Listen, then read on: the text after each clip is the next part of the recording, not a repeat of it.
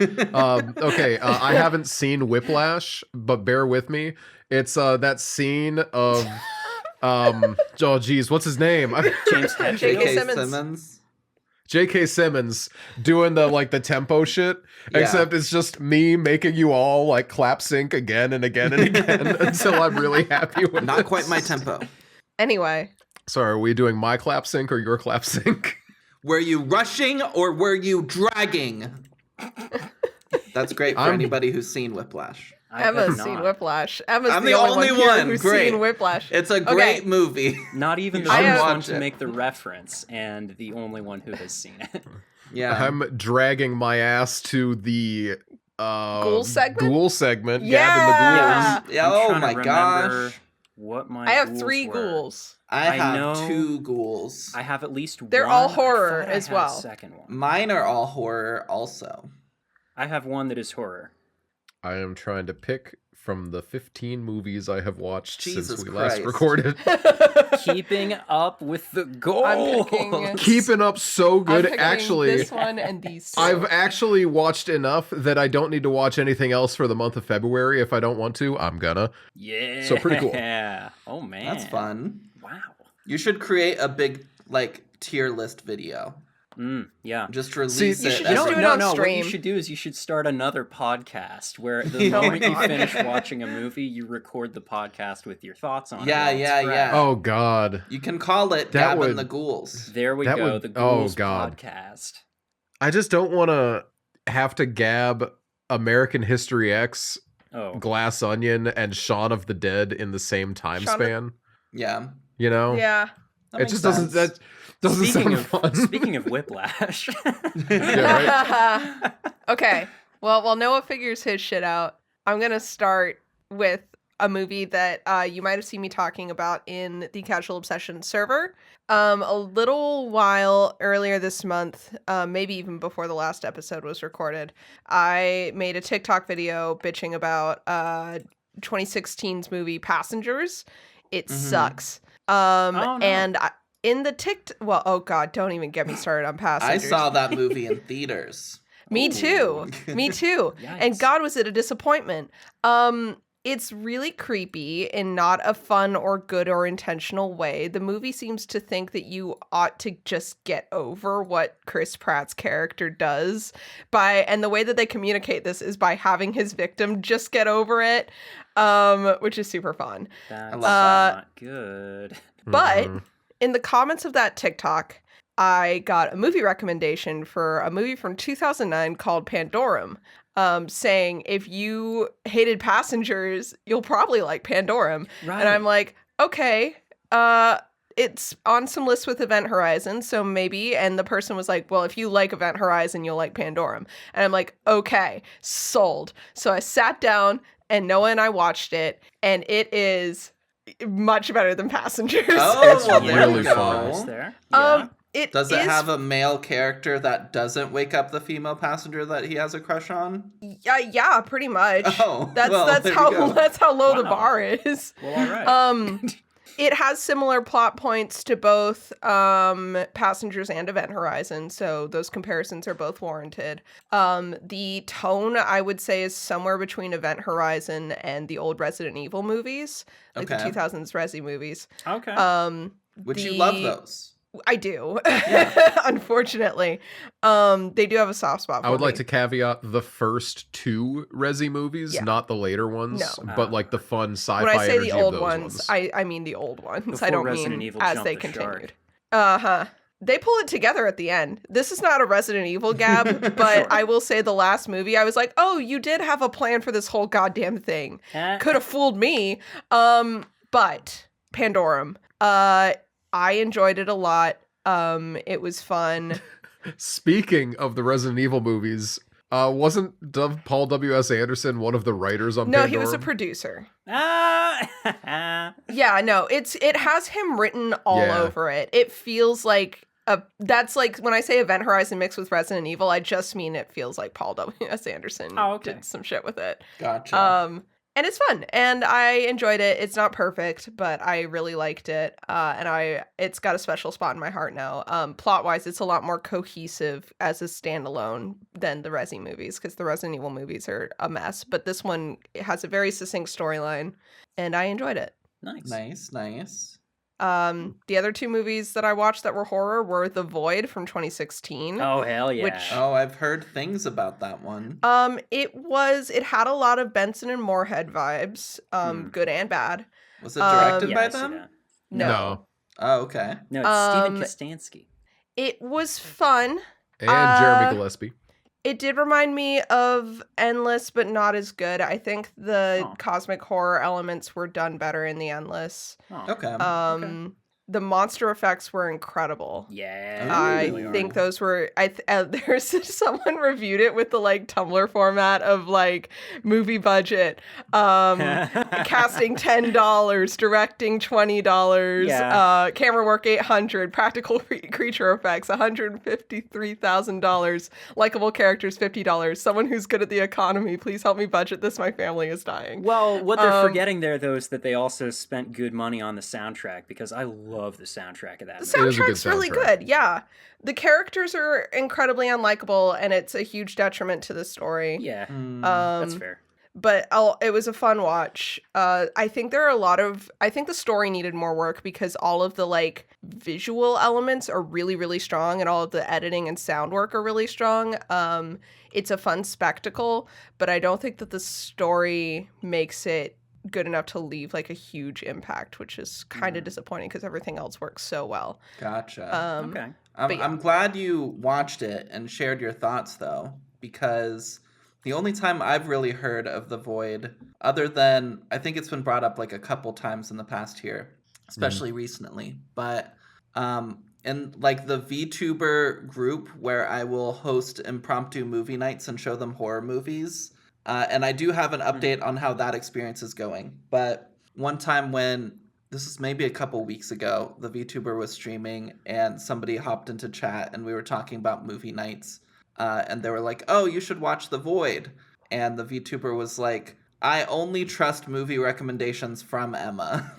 They were like, Emma has not missed yet. And so I trust what Emma says is good and what is not good with my life. And then I was like, yeah, I haven't watched that movie yet, so I don't know. But Yeah, I mean, as a fan of The Void, I wouldn't recommend The Void. yeah. I wouldn't There recommend are- it to people who are still like getting into Yeah. things. Yeah. That's yeah. I would say it's worth watching. I just say because if I think you would appreciate it. Yeah. Because there's some great costuming and like monster design. Like, there is not a lot. kidding, the This practical is effects are great. This is a trigger warning to everyone listening. It's got a lot of pregnancy stuff. Oh, that is true. Oh, It does have a okay. good bit of that. Yeah. Among I actually other totally things. forgot about that because there's just so many monsters and the plot is such a hair thin plot. One that- after the other, but there are a Yeah. couple scenes. Love yeah, it. just as a heads It's up. something. It is a movie. And then the last school I have is Hellraiser Hellworld. Yeah. Wait. Was Henry this the one Cavill. with Henry Cavill? Yeah. Yeah. Oh yeah, Okay, so I don't have a lot to say about Hellworld. Henry Cavill was in it. I have 3 things to say. Henry Cavill was in it. I wish the movie would have just fucking ended the first time. This is a Return of the King 3 ending movie. Yeah. Actually, I have Oh, 4 okay. Yeah. 3, it's so clear this movie was made after Saw. This is the Saw of Hellraiser. There's a lot of like the editing is very Saw, the color grading's very Saw. Yeah. It's Gotcha. so they've got traps. And then fourthly, the soundtrack is weird as hell. There's this one like industrial EDM artist that I used to like a lot, and then I realized that some of his shit has vocals, and I decided I hated him actually. Oh, yeah, that happens sometimes. He's called Cell Dweller for anyone who's curious, and he's Thanks. very knockoff Nine Inch Nails in this movie soundtrack. He has 2 knockoff, not only that, but like knockoff like Christian rock as well. Like I was getting like fucking like Christian rock vibes, but not quite. Very Yikes. 2000s. Okay, yeah. Go that's not off good. Cell Dweller. I did put one of the songs on one of my playlists. Nice. There you go. But yeah, that's all I have for Hellworld. Don't watch it. It's bad. It's a clocking a 1.9 on Letterboxd as its average Wow. review. Yeah, this is not a Saw experience where I'm getting more attached to this franchise as I watch it. I am holding firm to the first one being good, and the second one has lost points the longer I've gotten. That's just because Nina hasn't watched the second one as much recently. You loved the second one when you watched it. Was fine. So would you say the first two are probably the only ones you would recommend? Yes. Yeah, I like with the my third whole one. chest. The third one is fine. The third one has fourth one, which we have not lesbians. watched yet, tries to maintain the continuity of the first three more cohesively. Sure. And then the fifth, sixth, seventh, and eighth are all purchased scripts that they put Pinhead in. Mayhem from the Allstate commercials stars in one of them. That's No important to me that way. you know that. Yeah, he's in the God. sixth one. They can't just put that guy in movies. It doesn't work. So actually, the fifth and the sixth Hellraiser have the same plot, just in case anyone wants to watch. Oh, cool. Oh, They're that's the fun. same movie. All right. Except Except- one Wait, has so- Mayhem. So if I set Yeah, them one up has on Mayhem and one two has separate screens, and like I watch them at the same time, do you think it'll work? Or yeah, yeah, if you totally. put Dark Side of the Moon on. Well, I mean, I was gonna. You do gotta that watch one in anyway. each eyeball to get the 3D experience. Right, right. Perfect. But yeah, you know, it's a time. It's bad. I don't know what about the Hellraiser sequels really like put their claws into me when I was younger. Because the first two Hellraisers for me are like perfect, borderline. Yeah. And then yeah. they just take such a shit after this. And we haven't even gotten to like, these are the redeemably bad ones where it's like, yeah, this was a cash grab. We haven't even gotten to Revelations, which is the worst Hellraiser by a Oh lot. wow. We're gonna watch that one okay. eventually. It's not Deader. It's not Inferno. It's Revelations. Okay, It's not Inferno's Bloodline? fine. No, because Bloodline's 4, and it's okay. Okay. And Inferno is 5, and it's fine. It's like fine in a 2-star kind of way, not fine in a this is a good movie way. Right. It could have been slightly worse. Kind of. Deader sucks because it's just really I don't remember it. I've watched it 4 times. Wow. And I okay. don't remember. I've fallen asleep to it 3 times. That's fun. Yeah. Yeah, all right? Yeah. It's just really, but Revelations is the worst. It's the first pill. It's the first Hellraiser without Pinhead, or without Doug Bradley as Pinhead. Oh, yeah. It's like 70 minutes long, so it's not even like feature length. That's technically not a movie. Wow. Yeah, and it's really weird. It's racist. Oh. It's weird. Yeah, there's some weird Mexico shit going on. Well, that's no good. Interesting. What? Yeah. Anyway, and then Judgment happens, and Judgment's fine, but it is widely reviled, so, you know, Oh, sure. I'll have to review it. Gotcha. But that's not what I'm gabbing today. I'm gabbing good movies. I watched Fight Club again, and it's really good. Yeah. It's crazy how Fight Club changes as a movie every time you watch it, because the more you watch it, the further away you get from ever thinking that Tyler Durden's a cool guy. Yeah. Like, you're allowed to, like, I think, personally, you're allowed to watch this movie once and think, you know, Tyler Durden's a little messed up, but he has some decent ideas, and he's kind of a cool guy. And then you watch it again, and you're like, why did I think that? That's stupid of me. Why would I ever think that? You might have, like, other, like, connectable realizations before you watch this the first time, you know, for example, but, like, those are moments that, like, could live in your head. And the more you watch it, the more you're like, who the hell watches this movie and says it's their favorite movie and then is like, Tyler Durden's the coolest guy on planet Earth? Alt-writers. Who does that? Yeah, literally. But like, even then, Yeah. how are you that stupid? Like, how do you walk and breathe at the same time, man? The movie isn't even subtle about it. It's great. Love it. Speaking of great times, we watched Glass Onion again, and I love Hell Glass It's Onion. so good. I love those movies. I both just cannot so wait to fun. watch It's better Knives on a Out second again. watch. is. Honestly, Yeah, it really is. at the first watch, I was like, I don't think this is as good as Knives Out, and I still don't think it's as good, Mhm. but it's definitely closer to as good than I initially thought. God, Janelle Monáe. Well, because Knives Out, you can watch Knives Out, and it actually functions as a legitimate mystery the first time, as long as you don't get the bad poster that has the 3 important characters bigger on the front. Mhm. You know, like it's actually a fun little mystery, and you actually get to figure it out. Glass Onion, I remember watching and thinking, oh, this is going to feel really dated when I watch it in a few years. And That's kind I'm of not the going to point, lie. though. Well, it's really funny because I watch it and they're all wearing like masks and not touching each other. And the masks, I'm like, oh, that's right. It's a pandemic movie. And the not touching each other, I'm like, oh, that's right. It's a pandemic movie. Yeah. I felt like an idiot. I totally had forgotten that like things were there. Things Yeah. were like that. It's not. They actually it's had a to change period the way they piece, and I filmed liked things it. for a little while. Yeah. Yeah. Glass Onion is really hard compared to Knives Out because for the first half of the movie, the first time you're watching it, you're sitting there thinking, this is just a really, like, it's a bit of a mess of a movie. Yeah. And you're like, what's going on? Why are all these characters being really weird?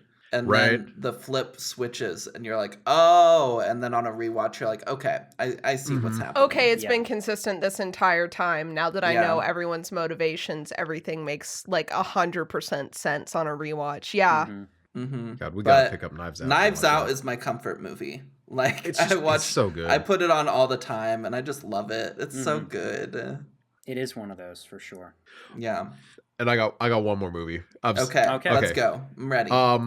You may remember the Arnold Schwarzenegger renaissance Nina and I were having. Yeah, you're not telling me that's over, are you? Oh, don't you worry. I took it out back and I All put a right, bullet all in it. right. It's dead as hell now. because I had Nina watch The Running Man. I don't know. That wasn't that bad. Yeah. I still Okay. want to watch the one more Conan movie, and then I'll be done. The Running Man is a blast. The Running Man is stupid It's- as shit, though. It's so painfully 80s. It's Yeah. really great. Two Also, governors- I didn't know that this was based on a Stephen King book, Yeah, the best Oh, part yeah. of this movie was me giving Noah the backstory on Richard Bachman. which is Stephen King's alter ego that doesn't write horror movies. right. And Oh. is dead, canonically. Oh, yeah. He killed him.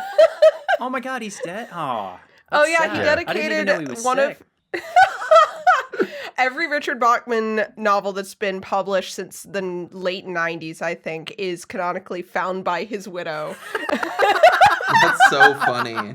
I love It'd it. be great. It is my What favorite. good lore. You know My what? Maybe I favorite do like Stephen King because ever. that's so I know fun. every time that I'm like, man, I can't stand this guy. I remember Richard Bachman, and I'm like, That's just a Maybe- really fun bit. Like, yeah, I've got It this is a other really good writer bit. alter ego, but also he's dead. He's been dead since the 90s. That's great. That's just But Running Man is great.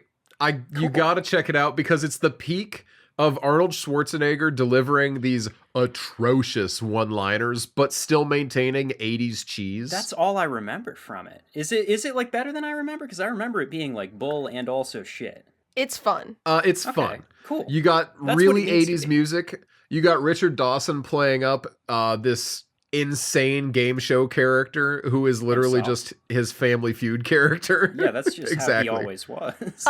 It reminded me of Total Recall, but like worse. It was Yeah, just it's Total a Recall, worse but Total everything is Recall. toned down. But you get to have the fun of Dynamo, the electrically charged opera singing stalker, Buzzsaw, the strong man who dual wields chainsaws stalker, I'm a fan of Sub-Zero, the hockey player. Sub-Zero, the hockey player, Just a hockey player. Firebolt, who has flamethrowers, Captain Freedom, played by Jesse Ventura. What a character. It's great. Noah and I were recasting that shit. Yeah, You so weren't this isn't going to recasting mean Jesse as much. Ventura, were you? Because Well, so I said if we made this movie again today, right. I got a couple of like light changes I would make, and anyone who's seen The Running Man can weigh in on this in the comments. Yeah.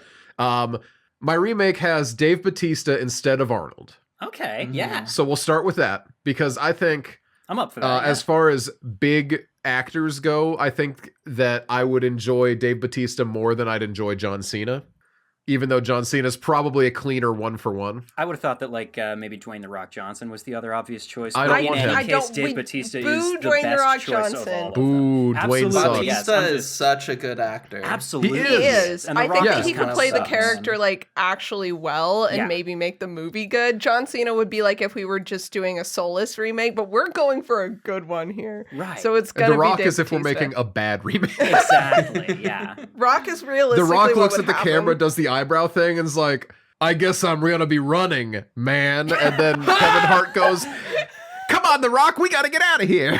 Yeah, that's the other annoying thing is we'd have to hire Kevin Hart for this. Wait, so who else are you casting here? Okay, so if we're operating under the same laws, Yeah. Steve Harvey is the replacement for Richard Dawson, which would Obvious be choice. really fun. Yeah. Alternately, Bruce Greenwood, who played Ooh. Yeah. Roderick Usher in House Usher I could and see. I would love Gerald to see him in Gerald's a Game. game show host role. That could be really good. I think he could really get the Hammond thing going. Now, for the Stalkers, this one's a little bit more difficult because we don't have the same roided out big guy celebrity culture like we did in the 80s. We got to bring The that Rock. back. But then I had the great, well, firstly, The Rock does still exist, but I had this amazing idea. What if we just went the pro wrestling route Right. where we still have our roided out celebrities? So, Perfect. Drew John Cena. McIntyre, Omos, and Cody Rhodes would be some picks from me. John Cena is someone Nina mentioned. I totally forgot John he Cena existed. as Captain Freedom was my thought. Anyway, There we this go. does He'd not be a mean great anything Captain to Freedom. anyone. Yep. Now hear me out. Woke Running Man. We get women professional wrestlers too. This Oh, is I just know. Nina finding an excuse to say the name Rhea Rhea Ripley on the Rhea podcast. Ripley. So, we could have a lot of fun with that. I don't care. Anyone else can be cast for anything. I do not give half a shit. Just but in the interest of big roided out dudes, not that I'm accusing him of using steroids necessarily, but like I do really feel like you should consider Hafthor Bjornsson just to have a huge guy.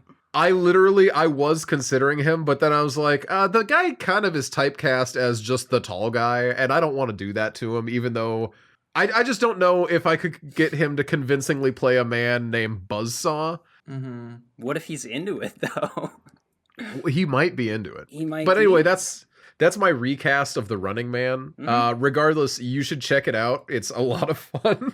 Incredible. Glad it Okay. kind of sort of holds up. All right, so I've got two ghouls here, both coming on semi on Noah's recommendation. Actually, one horror, one non-horror. The non-horror one I will spend less time on. It's Clint Eastwood's The Mule.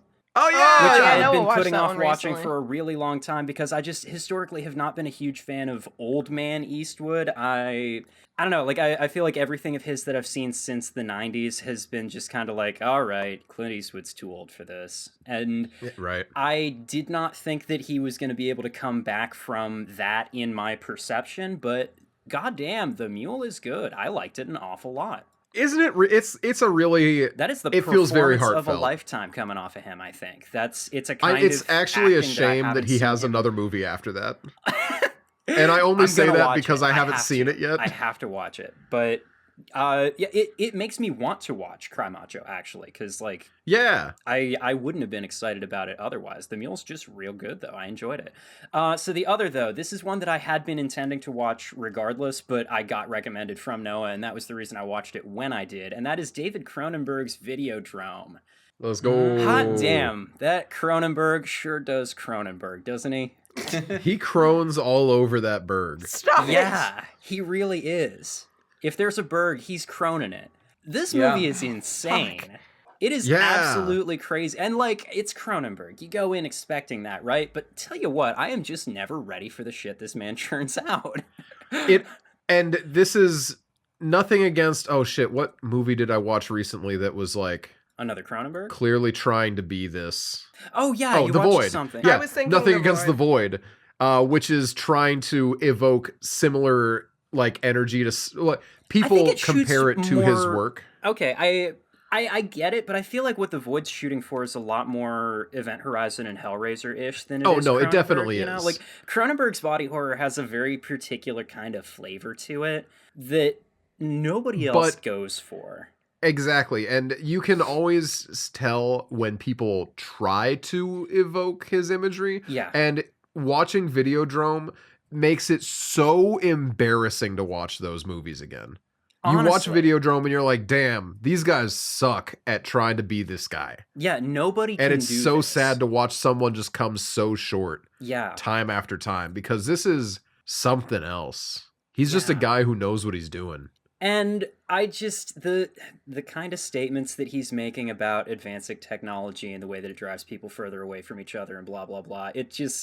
It's a kind of message for a movie to be pushing that still comes across kind of timeless, even if he is talking about VCRs and TVs at the time. Like it's just I feel kinda like funny, he's right? he's really doing it, you know? The more Cronenberg I watch, the more I like him.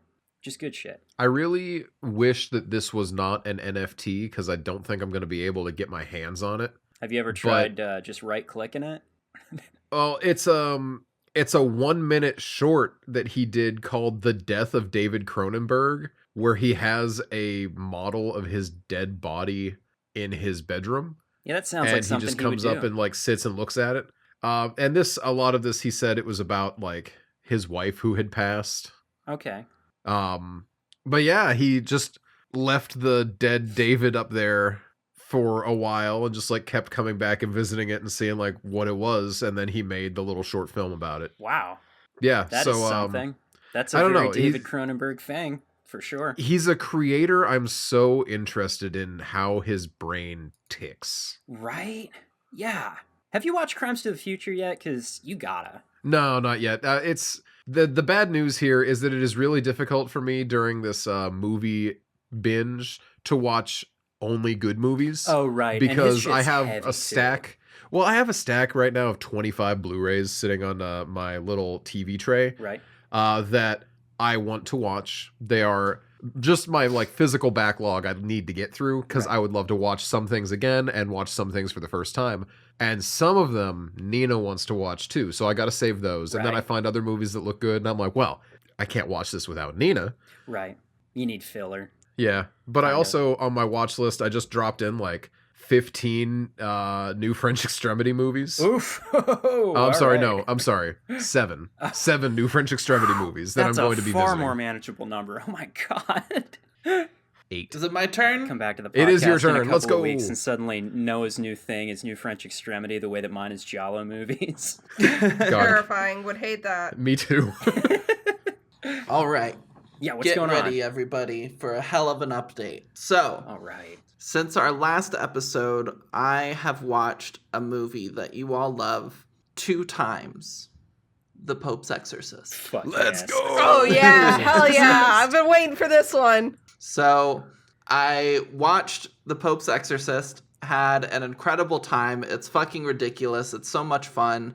It's not very scary, I wouldn't say. No, not but at all. No. No, It's yeah. fun. it's just a fun time. It's just a good time. And so I watched it, and then I was like, wow, this would be great for a movie night with the VTuber people. Absolutely. And so we ended up on Friday. We're recording this on a Sunday. So a few days ago, we watched The Pope's Exorcist with the VTuber community, and everybody had a great time with it. They typically, what we do for these movie nights is everybody has their mics off and we just like type and chat when we want to say things or react to things. Mhm. People were just having a great time in the chat, kind of joking around. They particularly love the Vespa. We made jokes about how the God, the Catholic Vespa. Church should give their demonologists or their exorcists Vespas once you exorcise a certain number of demons, kind of like how Mary Kay will give you a pink car. Oh my god, so is this when like you a make enough is this like a sales. specialized like Catholic Church exorcist Vespa then, where it's Oh, like absolutely, gold-plated big ass absolutely. crucifix on the front, Limited like- edition. Oh, Limited yeah. Catholic edition. Vespa. Yeah, gold Absolutely, crucifix of laid course, into it. I of love course.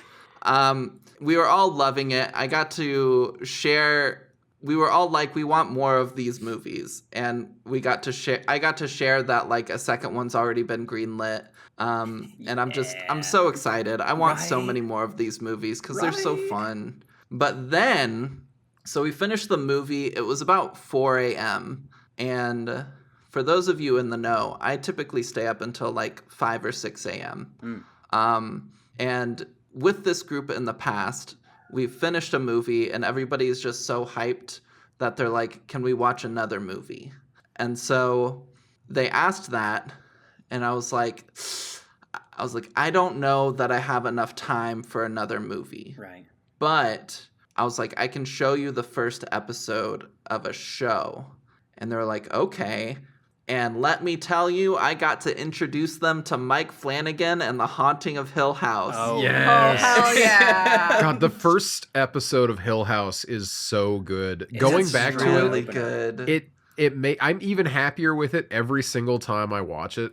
Honestly. It's just really good. Everybody was in love. And I was terrified because the VTuber was like silent for most of the episode. Like they weren't talking in the chat or anything. Scary. I was like, oh gosh, she hates it. Yeah. And I was so worried. But then at the end, she was freaking out and she loved it. And she was like, I put away the chat so I could like really be in the show. Yeah. Yes. And so she loved it so much that we ended up having another movie night last night. And we watched episodes 2 through 4. Hell yeah.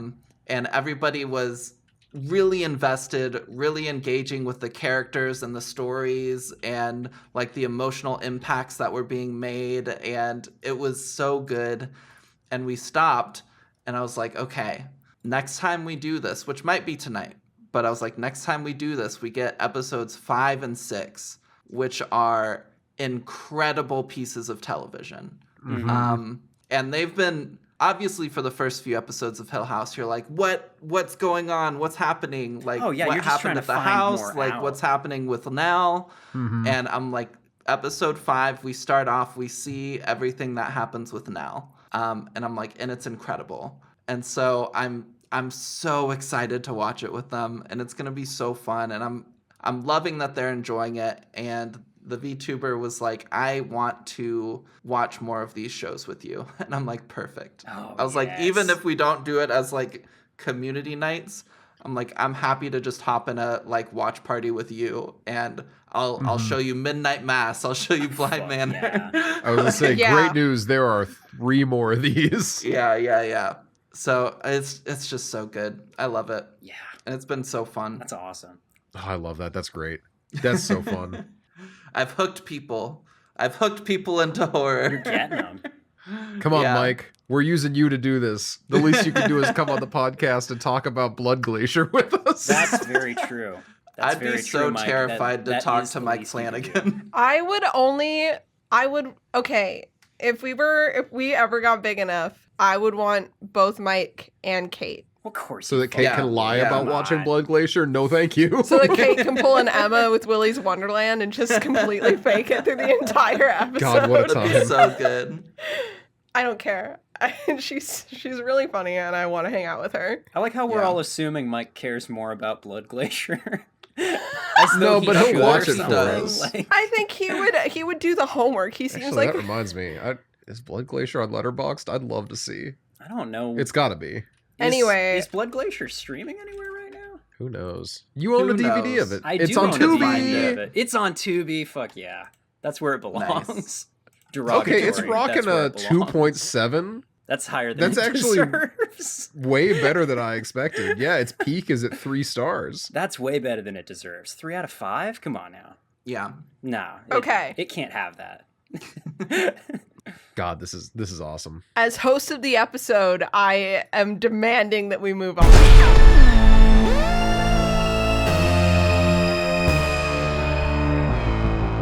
Hello, everyone, and welcome to Casual Obsession, the horror movie podcast where we talk about horror movies. I am one of your hosts, Nina, and with me are. Nina, you're supposed to name us so we know when to talk. Oh, Noah. What is my name? Noah. Noah? Oh, I'm sorry. I thought you were answering Emma. Noah? Because Emma asked a question. I'm Noah, host of Casual Obsession, the horror movie podcast where we talk about horror movies. Do I have to say Jeff too? Okay, I'll say all of them. I'm Jeff Jeff. I'm a host of the Casual Obsession Horror Movie Podcast, the horror movie podcast where we talk about horror movies. and Emma. Hi. Thank you, Emma. This week we're beginning March of the Zombies, a fun little tradition we have. We're starting off strong with a very loved zombie comedy, Zomcom, they're called. Zomcom, Shaun of the Dead. Edgar Wright's Shaun of the Dead. Yay. Yeah. Shaun of the Dead, for those of you who have never heard about it, first of all, how? Second of all, it's a movie about a burnt out guy who lives in London who is so burnt out and so dumped that he doesn't really realize that the zombie apocalypse has started. And it follows him and his friends trying to, and acquaintances trying to survive. That's it for spoiler-free summary, I believe. He really is That's the pretty most good. divorced guy ever. He is I love For a I man love who's not Shaun. actually divorced, he's incredibly divorced. He's divorce Shaun- pilled. Is amazing. divorced and in his He's a heart. good character. He is divorced in his heart. He prayed and he asked divorce to be his Lord and Savior and to be in his heart. That's true. Amen. Amen. What was the critical reception of this movie? It was Well- pretty What was good, it? wasn't it? Well, if Nina hadn't interrupted me, I could have said something, but now I feel like I can't say anything. It was IMDb, a 7.9 out of 10, a little higher than last week. Rotten Tomatoes, 92%, a little lower. Metacritic, 76, Letterboxd, 4 out of 5, both up from last week. For Nice. those of you who keep track of whether we're objectively watching better or worse movies in a bar graph. What was our last movie that was better? It was When Evil Lurks. Yeah, it was When Oh, Evil okay. Lurks. I forgot. Rotten Tomatoes liked it tired. more. Yes. Everyone else liked it less. Got it. Speaking of like it more, we got a review from Iberto himself. Oh, hell yeah. The Big E. Ooh. The Big 3 E. out of 4. The movie is a new British comedy about clueless layabouts whose lives center on the pub. For them, the zombies represent not a threat to civilization as we know it, but an interference with valuable drinking time. When it becomes clear that London is crawling, or shuffling, with zombies, best buddies Shaun and Ed lead a small band of survivors to the obvious stronghold, the Winchester, their local. Shaun of the Dead, written by Simon Pegg and Edgar Wright, and directed by Wright, is a send-up of zombie movies, but in an unexpected way. Instead of focusing on the undead and trying to get the laughs there, it treats the living characters as sitcom regulars whose conflicts and arguments keep getting interrupted by annoying flesh eaters. Yeah.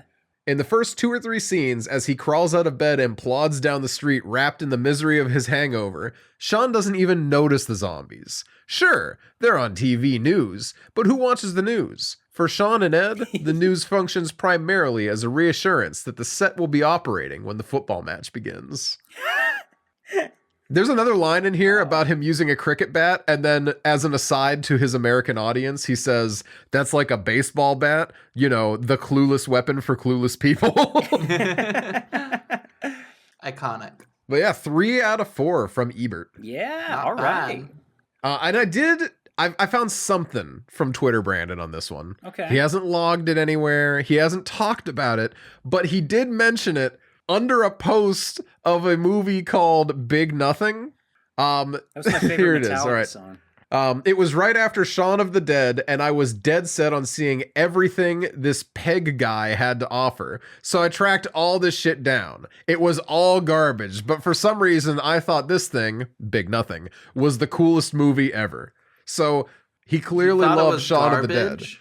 Wait, He doesn't like He anything said that it was he's all ever seen hot Simon garbage, Pegg in right? at all. He said that the rest of Peg's filmography at the time was hot trash. that's for him. crazy. Now- What? This is a sweeping statement because he says he loves Shaun of the Dead. Okay. yeah. And he likes Big Nothing, even though he says it's not a good movie, but he really enjoys it. Has he mentioned I Hot assume- Fuzz? Because if he doesn't like Oh, Hot geez, Fuzz, I don't then know. That's I will never ridiculous. listen to anything he says. Because at all. Hot Fuzz is Hot the Fuzz best is a of the really Cornetto good trilogy. movie. It's a fantastic. It is. I fucking It is love the best. Hot Fuzz. Oh my Shaun god. of the Dead is really solid for everything that it is. Yeah. But Hot Fuzz is a better movie. Absolutely, yes. The biggest takeaway that I have from having watched Shaun of the Dead this week is that I want to watch Hot Fuzz. He has Yeah. not talked about Hot Fuzz. Okay. All right. He's on Let me thin see if ice. he's logged it. Edgar Wright is one of my favorite filmmakers. We probably know this about me already. Baby Driver is one of my favorite movies. Despite how problematic some of the actors are, tragically. Yeah, despite such a good fucking movie. everything, it's literally Yeah. one of my favorite movies. God. So Brandon hasn't talked about Hot Fuzz. I'm going to operate under the assumption that Brandon does like Hot Fuzz.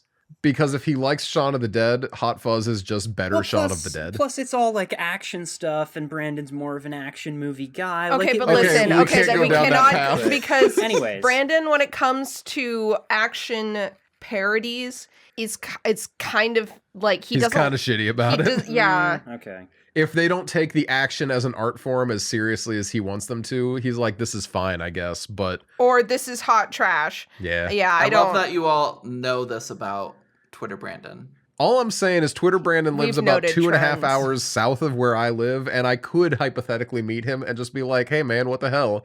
And then he could be like, who the fuck are you? Get away from me. Why do you take my film opinions so seriously? And I'd be like, LMAO, so true. Do you want to get coffee? And he'll say, get the fuck away from me. You just I think gotta you- send him flowers one day. Maybe we should go He would love that. beat him up when he shit talks movies that we like. I don't know. That's literally It you seems are like it'd be being the easier. problem in the situation. I don't see how I am. I think he's the problem. And I think I'm trying to solve it. Yeah. I'm fine with this continuing to be a parasocial relationship where I pretend that I hate him, but really I just don't understand him. I think if we ever because we don't really advertise this podcast much. No, We just do this for fun. really. Yeah. I forget that people listen to it. Yeah, if something were to ever happen and we started growing a lot for some reason, it would be a fun like goal of like if we reach X number of like listeners or something, I'll actually contact him and try and get him on. contact Twitter Brandon. Okay, but here would be the joke, right? We would never mention that he's an ongoing bit on the podcast and just Yeah. really hope that he doesn't listen to any episodes. And here, Twitter Brandon says, And he's just like, you call me Twitter Brandon? What the fuck? Yeah. firstly, Twitter Brandon, hi. Secondly, I got a lot of Brandons in my life, okay? I gotta separate. And they Are you all have Brandon, big my opinions about cosmetology teacher? movies. Are you Brandon, my True. cousin? Are you Brandon, my ex-D&D player? I got a lot of Brandons. Yeah. I'm That's a booing and throwing non-exhaustive tomatoes. Brandon list right there as well. That's That's can a Yeah, lot also of Brandon, Brandons. my other film Yeah, I guy. can think of Okay. at least 2 other Brandons not mentioned in the Anyway, list. I got a rating on this movie, and the rating is 8 out of 10. Yeah. Love Shaun of the Dead. Love Hot Fuzz more. Yeah, Yeah. that's that makes about where I'm sense. landing as well. Right Yeah. down to the 8 out of 10. 8 out of 10. Love This Hot is a Fuzz. great movie. It's not. It's not Hot Fuzz. I think the problem. I think the problem with this is that Edgar Wright is just such a great filmmaker, and out of like, I love all of the movies that he's done that I've seen. Mhm. Yeah. And this is like, it's so good. It is. But it's not even Yeah. top 3 for Edgar Wright movies for me. My top 3 are Scott Pilgrim, Baby Driver, and Hot Fuzz. So Yeah. I do love this movie though. So 8 out of 10. As I was watching this movie, I was thinking, what do I rate this? Yeah. Because looking back on Shaun of the Dead, it's a movie I've enjoyed growing up, but it's something I watched so much Right. and saw so much on like TV and everything that it kind of like I got burnt out on it a bit. Right. But then I haven't seen it in years. So I was curious how I'd feel about it watching it again. And as I was watching it, I really just started thinking like, what would I rate this on a scale of what it's aiming to do Right. and what it's trying to do and how it performs it. And, you know, I just think I gotta give it a 10 out of 10. Damn. You Let's know go. what? It might you know what? be the best zombie movie ever made. That sounds correct. No notes. I really can't hate on your logic here, though, because like I think Yeah, that for is what it's truly doing. meeting the movie where it is. Yeah. Yeah. Well, and speaking of for what it's doing, rather than saving this for the spoiler part, do you mind if I hit you with a little trivia? Let's I hit would it. love to. The way that this movie came to be made, Edgar Wright and Simon Pegg started working on it after working on an episode of a sitcom that they worked together on called Spaced in 1999. There is an episode of the show where Simon Pegg's character stays up too late at night, quote, under the influence of amphetamines, and playing Resident Evil 2, and ends up hallucinating that he is experiencing a real zombie invasion. And once they finished working on this, they basically just kind of looked at the end product and how fun it was to make and everything. And like, they basically just sort of sat down and talked about it and were like, you know, I'm pretty sure we could make a full-length movie out of this. And between 1999 and 2003, when this movie actually got made, they basically just kind of gradually worked on the idea, developed it a little bit more. And Shaun as a character is very much based on his character in that sitcom, whose name was Tim, I think. The other character that they run into, who's like an old friend of his, is kind of a reference to the other character in that show. And an awful lot of the rest of what fills out this movie and the way that it feels so sitcom-y is that Simon Pegg and Nick Frost actually just lived together for a long while, and they frequented a bar that the Winchester is based on. and they did the trivia every Thursday night, which is something else that they make reference to during the movie. And Mm-hmm.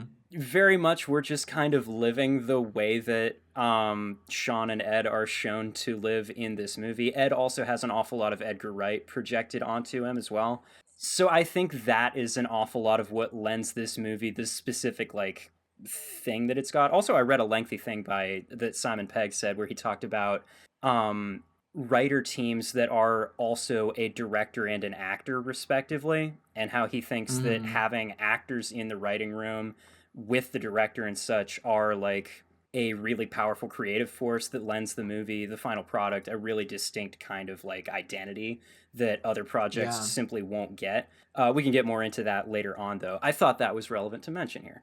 That's yeah. you can see that with because I like that. I think that's the reason that Barbie stands out so well as a movie is how Margot Robbie and Ryan Gosling worked with Greta Gerwig to like figure out who these characters were. Yeah. For characters that are based off of existing products to kind of have more people be like, what does this like existing thing mean to you, and move with that. I think that lent the authenticity that Barbie needed to not be super soulless. This movie, I think similarly, like this isn't as collaborative of an example, but kind of lends weight to the idea of writer or actors working kind of with the writers to strengthen the product. The new Wednesday show and Jenna Ortega kind of leveraging her star power to be like, no, we're not going to use this plot because that makes no sense for the character, and we're going to do this stuff, and kind of like queen shit, honestly. Forcing like good creative vision from the actor's perspective for various decisions being made in the show that the audience like really grew to love. I think it's great. Absolutely. Highly recommend.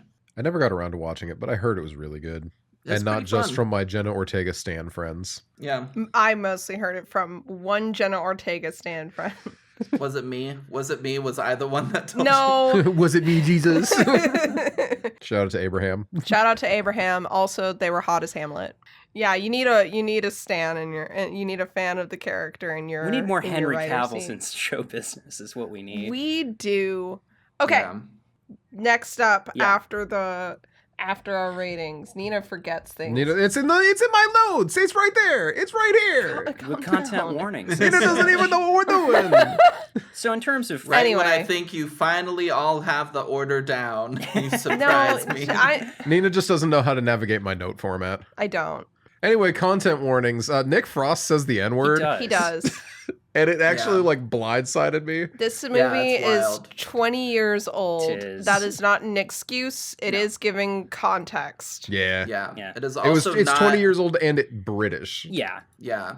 It is also not directed at a person. It's kind of like the use of saying it to a group of Yeah, he could have said people. bitches instead and it would have been the same. Yeah, it's Yeah. one of those things where the character is meant to be obnoxious and kind of A repugnant character. Repugnant. Yeah, you're not supposed character. to like him. But again, there are other ways to show that, and Yeah. it just reeks of the 2000s. It really Woohoo! does.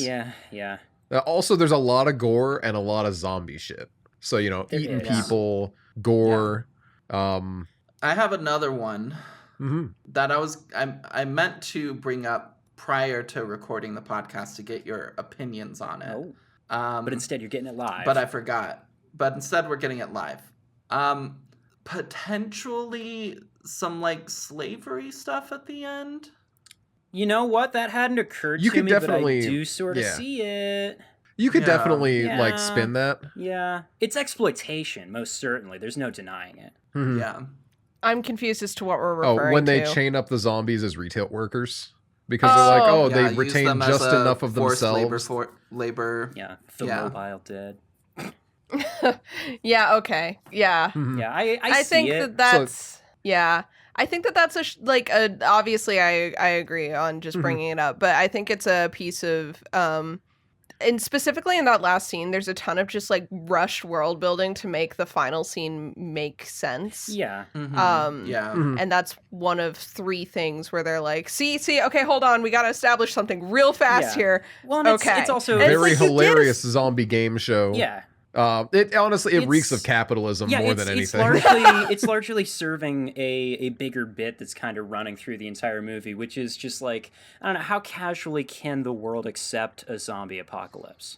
Mhm. You know, how Yeah. little can you possibly interface with the fact that that is what has happened? Because that's the way people will be about it, which is another one of those things that Edgar Wright was thinking going into it, where he was like, apparently there was, in 2001, there was this outbreak, an epidemic it was called, of foot and mouth disease.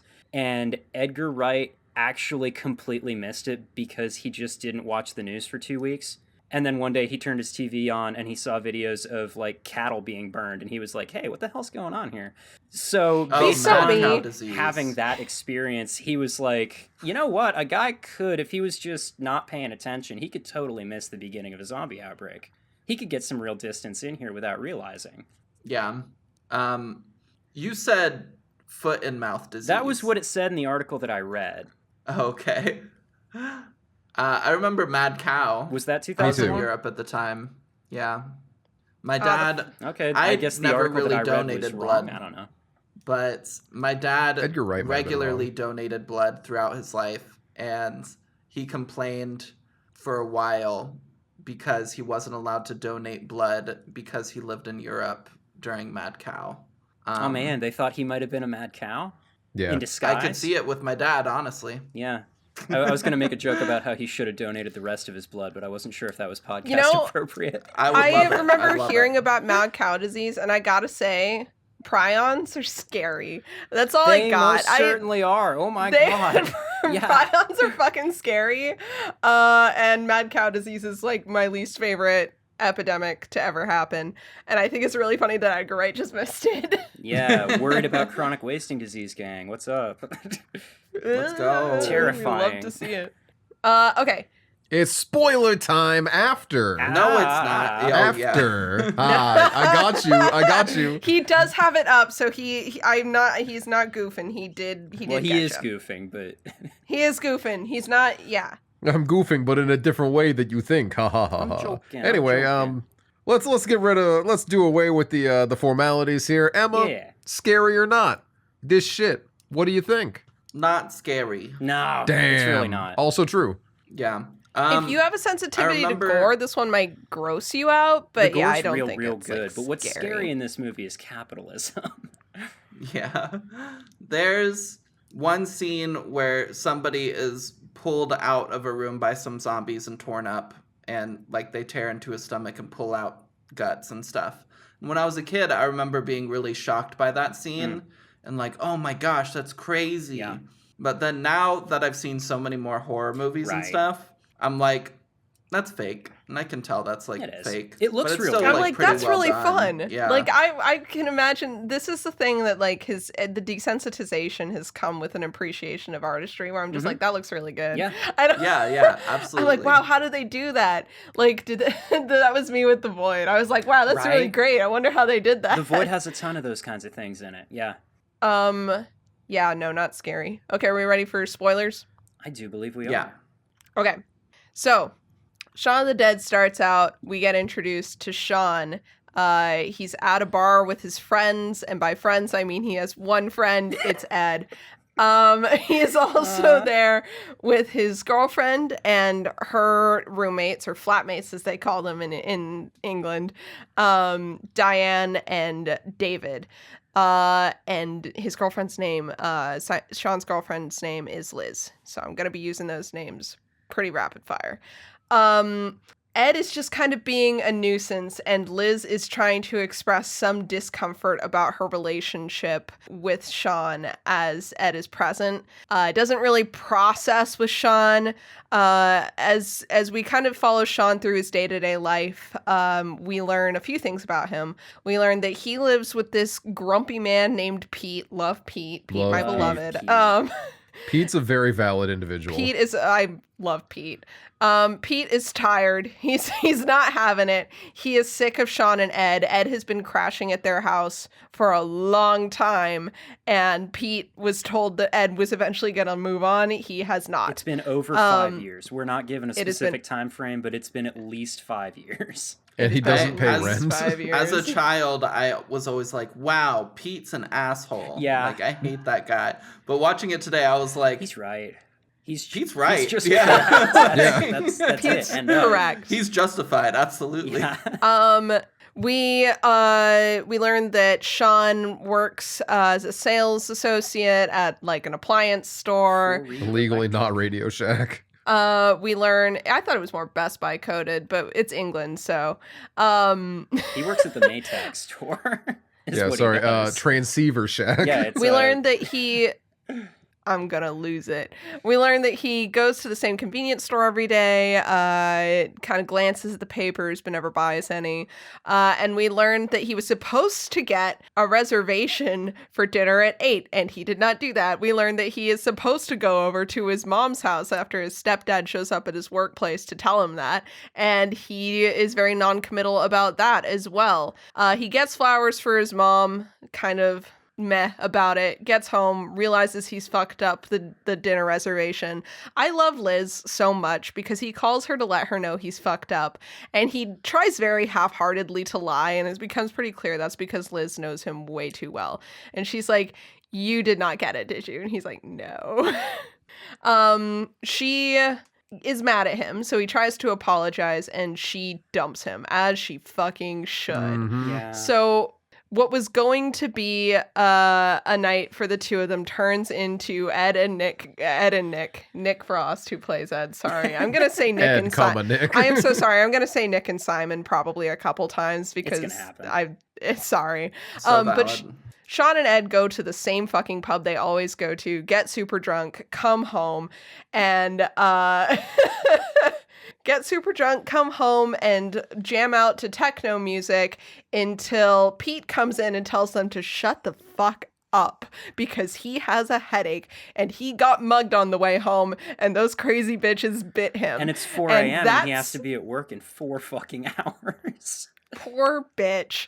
And Because his entire department called in sick. And this is where I will mention something that's been going on in the background is a zombie apocalypse has been happening this entire goddamn time. There's Yeah, it's actually just this like- amazing shot where like Shaun is looking out the window and sees a homeless man rip the head off a pigeon with his teeth. But as he's about to bite the pigeon, it cuts back to Shaun and a red bush flashes across, reflected in the window, all like just a big red flash with a light music hit. And then you look back as the bus finishes passing and the guy is missing. It's played, and it's just really good. The whole opening sequence, like, and by opening sequence, I mean the first third of the movie, right? The whole first act while it's happening in the background is played so well to where it's like incredibly obvious to the viewer a zombie outbreak is happening and surely everyone should be noticing it, but somehow they all just don't.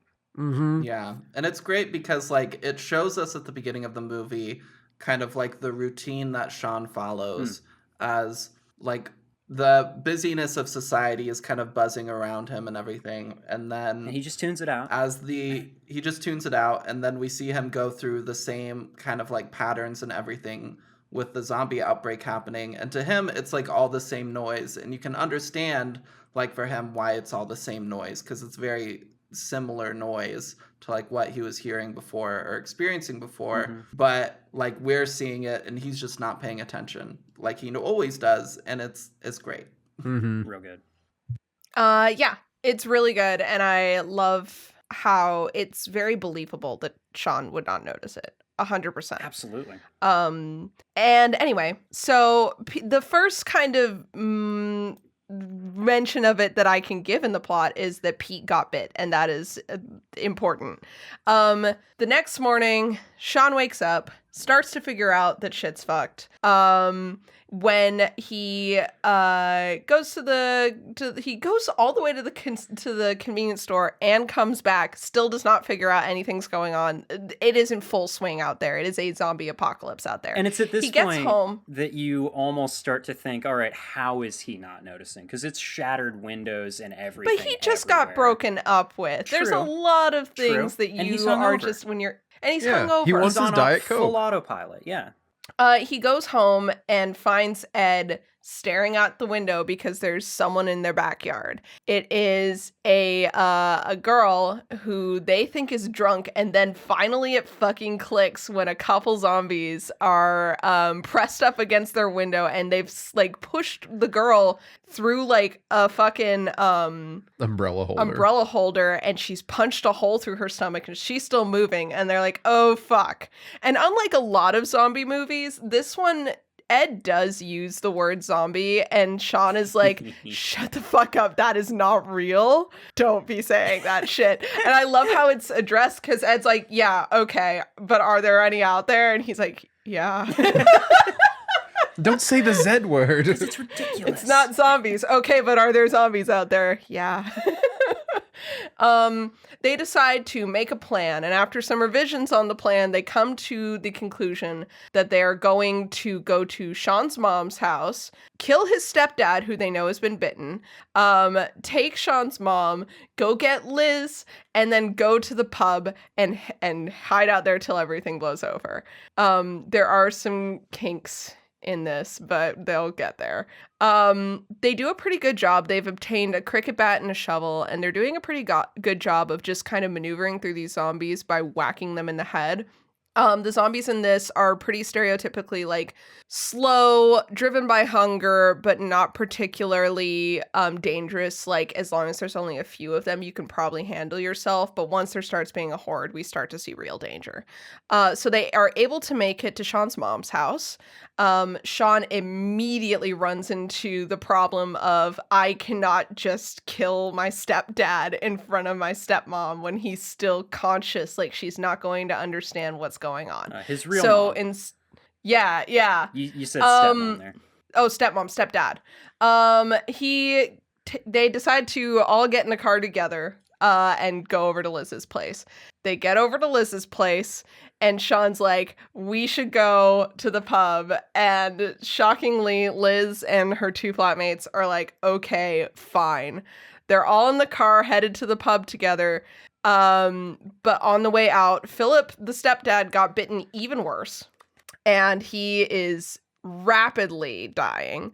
He gives Shaun a really sad little pep talk about why he's been such a stickler and how he's really loved Shaun since the day that they met, and he just didn't really know what Shaun needed from that relationship, so he was trying to do certain things that Shaun didn't resonate with. And then he just fucking dies in the car. It's rough as hell. It is. They lock him in with the child lock, and we got our first hint that the zombies may retain some of their personality when he gets really annoyed, and his only action, rather than trying to break out of the car, is to turn the radio off. I love him. Mm-hmm. Now on foot, they have to kind of cut through some backyards. There's a reference to Hot Fuzz in there. It's great. We meet another group of survivors. Supposedly there is a parallel movie going on called Shaun of the Dead. We don't get to see much of this. We just meet Yvonne and her crew, including Martin Freeman, who's just there. Doesn't even talk. He just walks He by. has one line of dialogue. says, Oh, does he? "Hi." He's like, hey. Oh, right. Yeah. Yeah. They do make it to the pub. They have a hard time getting into it because the front door is locked. And while they're trying to figure out a way to get in, and Shaun is trying desperately to just say there's a back door we can go through, Ed gets a phone call and decides to take it, and Shaun finally loses his shit and is like, dude, I have been putting my neck out for you, and you're just being the worst constantly. But the two are too loud and they attract all the zombies, so David panics and smashes a fucking window. Good job, David. Shaun, The thing that he kept telling him, do not do this. Yeah. Sorry. Shaun decides to distract the zombies by going and leading them off somewhere else. Everyone else gets into the pub and starts arguing about whether or not Shaun's coming back and what they're gonna eat and what is gonna happen. And then Shaun does come back. Yay, Shaun. He's like, oh, I gave the zombies the slip. It's no big deal.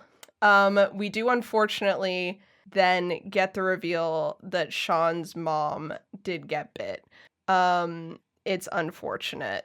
She didn't want to scare him. She didn't want to scare him. We learn very much what kind of person Shaun's mom is. She's very much one of those people who doesn't want to cause trouble, but she also has no idea what's going on. She's a very mom she's character. Such a sweetie. She is. We're dealing with that. We're dealing with the fact that the power is out, but when they are able to get it on again, they accidentally start playing Queen's Don't Stop Me Now. We're dealing with the fact that there are zombies at the back door. We're dealing with the fact that the owner of the pub turned into a zombie and had locked himself in the office, but does escape, and they try to beat him to death with pool clubs. They keep To the tune of arguing. Queens, Don't Stop Me Now. Yes, it's amazing. They do have a shotgun, but they're like, that doesn't work. Whoa. It's a rifle. It's not a a rifle. shotgun, it is a rifle. It's a Winchester Model It's a 6. Winchester. It's a Winchester. It's the exact model Anyway. of rifle that gets used in a couple of Romero movies, is why it's there. Oh, I see. Yeah. That makes It's sense. actually there because it's the Winchester pub, and the old man's connected. Anyway, they have a rifle. It's a literal My Chekhov's fucking gun. bad. And they Check are off like, that gun. oh my god. Nina's gonna kill you. Yeah. I'd like to see it happen. Anyway, they take the gun. They're able to start shooting. Zombies are bursting through the windows. It's not going great for everyone. David just kind of fucking loses it. He is pissed as hell. It comes out that the reason he doesn't like Shaun is that he's had feelings for Liz, and Diane is his second choice, and he's in denial about that. He basically... Diane knows this too. Diane She's like, knows I this. made my peace with this. Why didn't you? Diane's like, I'm fine with being second choice if you're fine as like keeping me, and he's not. He's a little bitch. He does get pulled out the window by zombies and torn apart. I don't remember when Diane dies. Does she go out after him? She does. She Okay. does. So now we're left with Ed and Shaun and Liz. Zombies are pouring in through the windows, and they get Ed real bad. It's rough. They do manage to pull a heavily bleeding, they set the pub on fire with Molotov cocktails. They pull a heavily bleeding Ed into a cellar, and they're making peace with the fact that they're probably about to die. And Shaun and Liz have a heart-to-heart about kind of where they are in life and where they had been in life, and how the zombie apocalypse has changed both of them and their perspectives on things. And then they find an elevator out of the cellar and into the street. They leave Ed behind because he's super bitten. And just as they get out up into the street and they're preparing to have to fight their way through zombies, the military shows up. It's Yvonne. We don't know what she did, but holy shit, she brought the military and everyone's saved. We do a little time skip. The world has recovered from zombies pretty quickly. It's very wild to watch this in a quote unquote, and by that I mean I know it's not over, but a quote unquote post-COVID society, because it's very reminiscent, where it's like zombies still fucking exist and people are still dealing with zombies, but everyone's decided that it's time to pretty much go back to life as usual. And we see that Liz and Shaun are together still, and they have kind of settled back into life, but not in a burnt out way, more of in a content way. And we get one last little reveal that Shaun has been keeping zombified Ed in his shed so the two of them can still hang out and play video games, because zombies retain some of their old personality. And that's Shaun of the Dead. Yeah. That's the movie. Just a quick shout out. The scene with the military arrives is fucking ridiculous and Yeah. amazing. It's so Oh, yeah. So over the top. Oh yeah, these It's dudes come in with machine incredible. guns, mow everything in a 5-block radius down, and Yvonne's just like, "Oh my God, Shaun, how you doing?" And he's like, "Oh, Yeah. we're here." And she's like, "Only you two?" And he's like, "Yeah." And she's like, "Oh, Yeah. well, I'm glad someone made it." Also, I love, I don't know why this gets me so specifically, but she's still carrying the, like, golf club or whatever that she had as a Right. weapon in the earlier scene. Mhm. I don't know why Yeah. it's so funny to me that, like, even after the military's shown up, they've got actual guns and everything. There's the professionals are taking on the zombies. She's still got her golf club, though, because, like, what are you She going to do, runs not up- If have it works, it works. Yeah.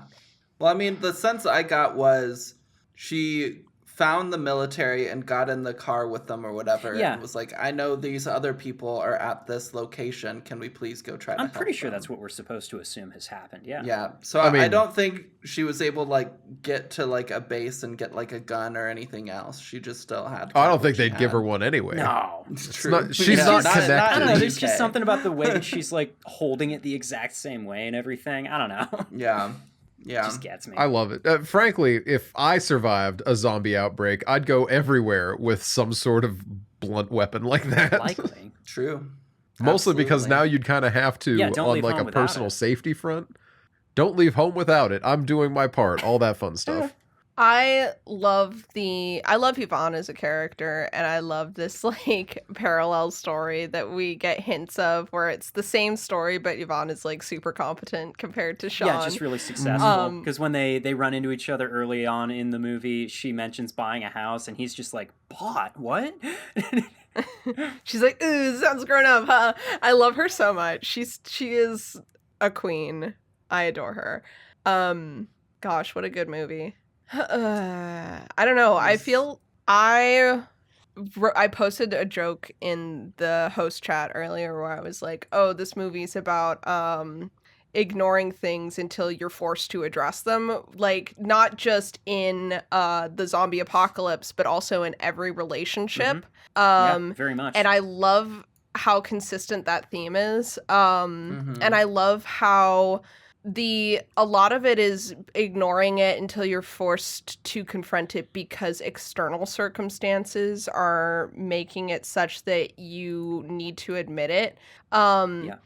And like one of my favorite things is how a lot of it, the relationships that do survive through the movie, not a lot changes. They just needed to talk to each other honestly, and in Liz's case, kind of let down this, like, she acts like Shaun's the only burnout in the relationship, which is not necessarily true. She puts a lot of the, like, blame for the relationship onto Ed and Nick's relationship, or Ed and Shaun's relationship, while not really addressing David and Diane, and how they're kind of having similar effects. And I think that we see that in the final scene where she pulls the cigarette pack out, and there's an admission there that, like, she's not perfect either, and they both have things that they need to work on, and they both need to do things differently if they're going to make this relationship work.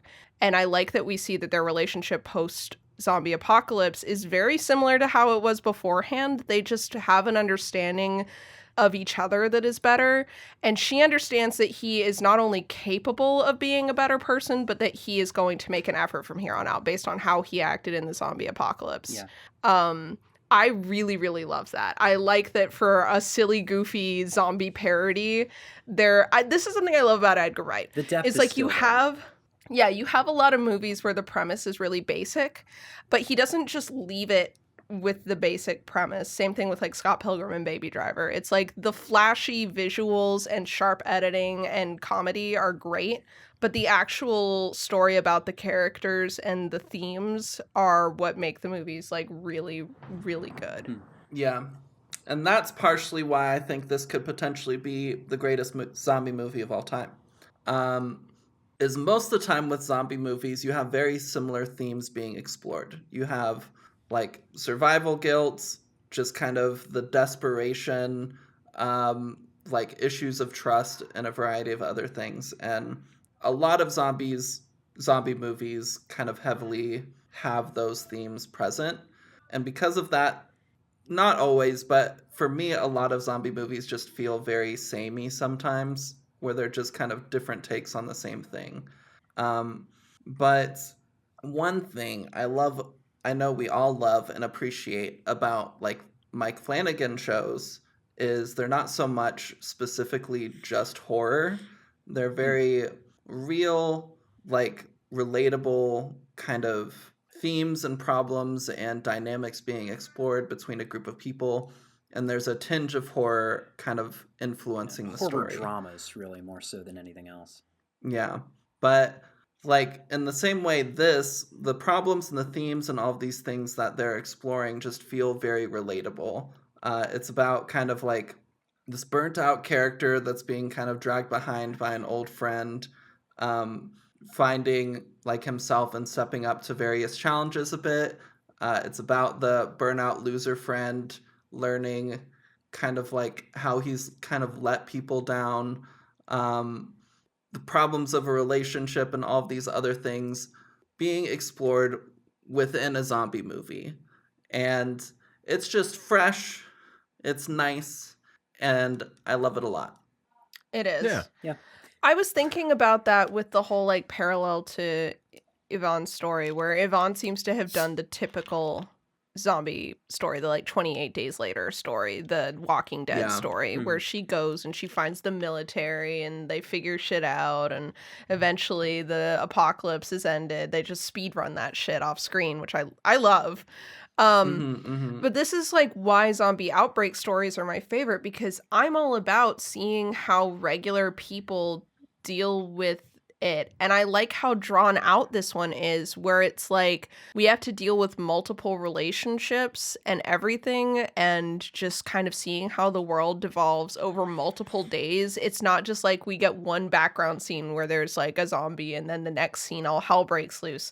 It's a full like day and a half of shit slowly going downhill, and that's just when we start the movie. We learn that this has been kind of an ongoing thing. It reminded me a lot. It's really well done. It reminded me a lot of when COVID started.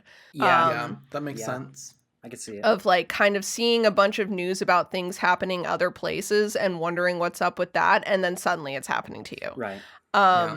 Very well told. Same with the end. I think that I would like to see more zombie stories like that, because like with The Last of Us, I watched the first episode and I was like, this slaps. And then it starts getting into the humans are the real monsters shit again. Yeah. And I'm like, I know the humans are the real monsters, Last of Us. I do know this already. And I think I'm just done with zombie stories that do that. I liked how this one also But the referenced Ron Swanson episode. the of Ron Last Swanson of episode, Us. but that's the thing. That's not a humans are the real monsters story, is it now? Yeah, No, it's so good though, and I love it. It's so good because it is the thing that I want from more zombie movies, which is people finding community and finding love in like with Shaun of the Dead. When societal constraints are removed, we can do Lord of the Flies all day long, but I'd rather have addressing things we have left unsaid with people that we have known for a long time, and also meeting someone who we would never fall in love with if society's constraints were on us, but we don't have society's constraints anymore, so we can fall in love freely. And I loved that episode for that reason. Yeah. And tying that notion, bringing that back to Shaun of the Dead, societal constraints and such, right? I feel like what this one does that avoids a lot of the typical pitfalls of other movies in the zombie genre is that by being a comedy, it's able to avoid that stuff and instead say, I don't know, what if you brought a ton of societal constraints into the apocalypse with you instead? What if zombies were everywhere and everything, but also like your like petty little beef with your friends kept going? You can't ignore that. You still have problems with your stepdad, actually, even though there's zombies everywhere.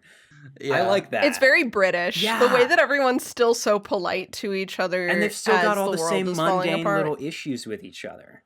No, you can't Ebert set talks aside... about that somewhere in his review too. Yeah, but it's Of just like, course he no, you does. can't set aside the beef that you have with your roommate or with your ex-girlfriend or with her roommates. You have to keep talking all of that out. It's just that you also have the pressure of there being zombies directly outside your window while you do it. Yeah, everything doesn't change just because the world ended, which we Yeah. get like said out loud Explicitly basically when by Shaun Liz, yeah. Yeah, Liz is like, bitch. Yeah. I love Liz so much. She's just like, yeah, These okay, are we're all, going with you for survival, but this changes nothing. We're still broken up. apart Yeah. from Ed, I think all of the characters are really believable. Ed is pretty consistently there as like 2000s comedy relief. He serves his I was gonna purpose. say he's believable, but not as a guy that I would have stayed friends with for that long. Yeah, that's the Yeah. thing. He reminds me very specifically of a couple of people that I used to hang out with, but used to being the operative term there. Mm-hmm. I think, yeah, obviously we already were seeing the boiling point of Sean's relationships before the zombie apocalypse. I love getting to see that when Sean is forced to be a competent person, he not only does well at it, but he wants to continue to do well at it. Mhm. And Mhm. you get to see through that just how much Ed has been dragging him down, and the moment where he realizes that Ed's been dragging him down, because I don't think he fully knew or wanted to admit that until the moment where the cell phone rings. He'd already been like getting annoyed, but when that happens, he's like, "Oh my god, I Yeah. was doing fine. I was doing great." And it's such a good exaggerated example through like this kind of extreme situation of things that like I've definitely experienced in like real life and real relationships before, of just being like, oh, I think I need to cut this person off, or we need to have a serious conversation because I was doing really well mentally until I got a text from them, and now I feel like shit. And it was a really interesting like kind of visualization of that. Yeah. I don't know, I love this movie. I love it. I love it. It's great. I like Noah, what do you think? I like Bill Nighy a lot. I love that Yes. guy. Tell you what. I like him in everything I've ever seen him in, and I'm devastated looking at more of his filmography that none of it looks like something I want to watch. Oh. He's just not in a lot of which stuff I'm person is interested in. this? The stepdad. Oh, okay, yeah. Yeah, you don't want to he's. see Underworld again? I think out of the 2000s like I've seen goth it 3 emo times, era I mean. shit that we've watched, that was the one we Mhm. watched the first one and we were like, That's enough. we don't need Maybe more of this one. not. That's so surprising considering all of the rest of the movies that you watch. Well, here's the thing. I own the first one, so we put it on after watching Blade 1 and 2, which were both really good, and Blade 3, which was Fun. it was cold shit. It It wasn't even hot shit. It was Damn. cold Oof. shit. And then we watched Underworld, and it was closer to Blade 3 than it was Blade 1 and 2. I think my main problem with Underworld is just that, like, with the Resident Evil movies, I find Alice as a character really fun to watch because Mhm. as much as she's like that cold-hearted badass bitch, she like cares about people unapologetically. She's never like, let's let people get left behind or whatever. Whenever she finds survivors, she's like, we're gonna get our shit together and we're going to survive. But her equivalent in Underworld is just she's just cold, and she does not want to care about people, and she doesn't want to admit that she cares about people, and that can be fun, but I just don't think that it works when the other character is like the golden retriever boy, and they're trying to do like the like black cat golden retriever thing with her and the half werewolf half vampire guy. I Mhm. just can't. It's just soulless. It's hard to I'm watch. sorry, Mia. I know that this is probably very hard for you to hear from us. I remember liking the first Underworld movie, and it's been a very long time. Michael and I Sheen watched was some of a the others. definite like high point. He Mhm. always is. Yeah, I watched some of the others, and obviously I recognized they were bad, but I still enjoyed them. What's really funny I think is a big sell was Oh, also let's see. just Kate Beckinsale in that movie was very gender for me, Mm. Mhm. and I Oh was hell like, yeah. yeah, I will. She is I will very support this gender. woman. She is so, and I wish I liked her character more because she is very gender. Mm-hmm, mm-hmm. So, Jeff will know who I'm talking about. But this dude I know who has the worst taste in media, basically in the world. We all know Twitter Brandon. Unfortunately, Be I nice. think I know who Noah is referring to already. And Do I know? no. This is the hold on, just before you go any further. This is the guy who said that the Twilight movies were the Star Wars of our generation. and that they were going to change the way that movies are made. That guy who introduced us to Doctor Who. No, A different guy. Different Oh my guy. gosh. All right. Different guy with You dog all shit know taste in some movies. characters. Okay, so Listen. that dude has dog shit opinions on other things too. No, this is a dude I used to work with. Oh, okay. Yeah, now you know Oh, who I it think I is. know Do who it I? is now. So he liked a lot of really shitty anime. Oh, And some good, but a lot of the shitty weeb. anime. Okay, yeah, Yeah, the weeb. Yeah, okay. But he told me that Underworld was one of the best movie series he had ever seen, and he talked about the fact that the movies moved backward in time being such a good concept. Yeah, that sounds like But something he was would saying say, it in the sense of, firstly, I believe it is 1 and 2 go forward, and then they realize that Michael Sheen was like the best part of the movie. So Sheen, I don't know why I said Sheen. My Yeah, I bad. was like, who the Different fuck guy. Michael are you talking Sheen. about? Yeah, Michael Sheen was like the best part of the movie, so they went back in time to watch his shit. And then what's the funniest thing about that is I'm pretty sure the fourth one does not stay back in time. I think that only happened in the third one, which is clearly marketed as a like flashback movie Now, prequel. just to give a little bit more context for other stupid things that this guy has said, because like, you know, first off, yeah, this is the kind of media literacy that you get when you only watch shitty anime, but also just Listen, we all know you're talking about me, okay? It's fine. I get it. okay, but listen, Okay, well, as long as listen, you though, know. to take it outside of the realm of TV and movies, another opinion that this guy holds is one time he told me that the best kind of scotch that you can buy is Jameson, which for those of our listeners who don't know, Jameson is not a scotch, it is an Irish whiskey. Yeah. Oh, I remember. Okay, now I'm for sure I know who this person This is. is a Yeah. guy Oh, with stupid gosh. opinions who doesn't know anything about the things that he talks about. Anyway, how do we even get on Underworld? I have no idea. Why are we talking about Underworld? I don't know. I gotta like rewind in my brain. All right, well, while we're Yeah. rewinding, I'm going to start talking about references to other movies in Shaun of the Dead. Bill Because I saw a Nye, couple that's that I really who liked. it. That's how we That's got what there. it was. That's what it was. Oh, God. Anyway, yeah, to finish my section, Yeah, because yeah, I didn't yeah. get to talk about this Okay. movie for more than 3 seconds. Yeah. I really, my favorite part of this movie is the recurring background bit of them being told exactly what to do and how to survive and how to stay safe. Yeah. And either ignoring it because they're not paying attention or actively choosing to ignore it because, well, you believe everything you hear on TV. Yeah. And I think that's really great. Yeah, it Yeah. really is. Also, I mean, just background gags in general is a thing that this movie does really well. There's It just does. there's Oh, yeah. constantly stuff in the background, and it's like, you know, names of things that are references to other things. Like a Bub's Pizza is in Bub from Day of the Dead. The place that Sean Mhm. works at is 4E Electric, as a reference to Ken Faree, who starred in Dawn of the Dead. Like, there's just a million know other any things. of those The things. restaurant that he's supposed to book for the dinner with Liz, that he refers to as the place that does all the fish, is called Fulci's, as in Lucio Fulci. I did catch that one because of you. The Thank place you. that does all the Because fish. I'm I always do talking love about that. Sean movies. Obviously, there's a 28 Days Later reference at the very end. There is. Mhm. The soundtrack is constantly either referencing or actually using bits from Goblin and Fabio Frizzi. Fabio Frizzi being basically Lucio Fulci's Goblin, more or less. And Goblin being Lucio Fulci's Goblin sometimes. Yes, but mostly I Dario think it's- Argento's Goblin, of course. But one of my favorite background bits outside of the news telling them exactly how to survive is when he sees Yvonne for the first Yeah. time. And there is a car accident behind them. Oh, yeah. A lethal car wreck. They're yelling over Where- sirens for the entire conversation, and you almost don't notice. Yeah. And they're just like chatting like that. But behind them, there is a dead body that is like twitching around and moving in this car. Uh-huh.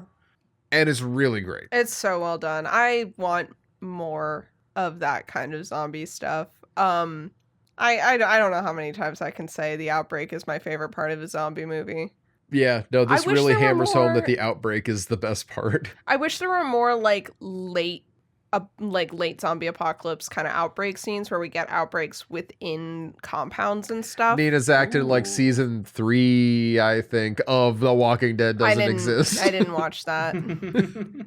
But like, I feel like that's something that, because everyone's like, everyone's acting like you would be paranoid the whole time and you wouldn't get like cocky about your fucking compound. No, you establish the compound, you're gonna get comfortable in it. Yeah. Yeah. I would love more of that. could see but that. I'm not gonna write it. So someone else do it for me. Thanks. I don't do that. I give it 2 weeks before Nina starts writing it. What do you? And please, I don't want to. No, Nina would start theory crafting it and then put it on the schedule to write after the Himbos Right, book. of course, after Yes, the Himbos. that's pretty Which much is already what's being going on. backburnered to No, the Himbos- Undead Dude book. So God, I no. Stop. The Undead Dude book is a mood write. I write that when I have things to write for it. The other two are actually like on a schedule, having deadlines. Yeah, I have a song like that. I work on it just a little bit here and there because I don't want to force it. Yeah, when I have an idea and it's a good idea, I'll write it down. Yeah. Other than that, we're just going with it. Anyway, other references, Jeff? Did you have any other big ones? there's For the number 13? Oh shit, is there a number 13 in this? Probably not. Probably. I we could make one somewhere. Yeah, we could definitely find one. I know I had So something. this movie features British people, 13 letters. Oh. This movie features cornettos, which are an ice cream, True. and that's a reference to the fact that this is in the Cornetto trilogy. That is true. Which is a very informally recognized thing. However, it is a thing. Yeah. Anyone seen the third one? Yeah, The World's End. Yeah. I haven't, it good? actually. Winchester Really? Pub is 13 letters. Oh, there we go. Nina, have you seen The World's End? I have not. When I said out of the Edgar Wright movies I've seen, I have not seen World's End. Oh, I'm the only one that's seen it. It's on my list, but Is it like I've Whiplash? heard it's so the reason I haven't seen it is back when I was in my like big Edgar Wright phase, I heard that it was not as good as his other movies. Me too. And because of that, I kind of just stayed away from it as much as I really wanted to get into it. I was like, well, I don't want to be disappointed. I'm having a great time and I've liked every movie I've seen by this guy. I don't really want to like tail dive. I've done that too many times with other like writers and directors I've enjoyed. So I decided to take a step back. That makes sense. I would say it's the weakest of the Cornetto trilogy. That's sad. But I think it's worth watching. The first time I watched it, I didn't really know how to feel about it. But I think the more that I've watched it, I've enjoyed it more and more each time. Okay. And it's kind of become, I haven't watched it in forever, but in the era where I was watching like Shaun of the Dead and Hot Fuzz a lot, it became like a comfort movie alongside those. Like, and I enjoyed it a good bit. Hot Fuzz and Shaun of the Dead both definitely also have that the more you watch it, the more you enjoy it, because like you catch more of what's going on in it kind of thing. There's just so many little like blink and you miss it bits that like Edgar Wright loves doing that shit. Yeah, it lends a lot of rewatch value. It's good. It might be a good movie for you to watch if you're keeping up with the one movie a day for a year challenge. Might not be bad. I love how Edgar Wright just kind of throws references wherever he can. I think he has a really good way of doing it that a lot of people who like reference humor kind of misinterpret.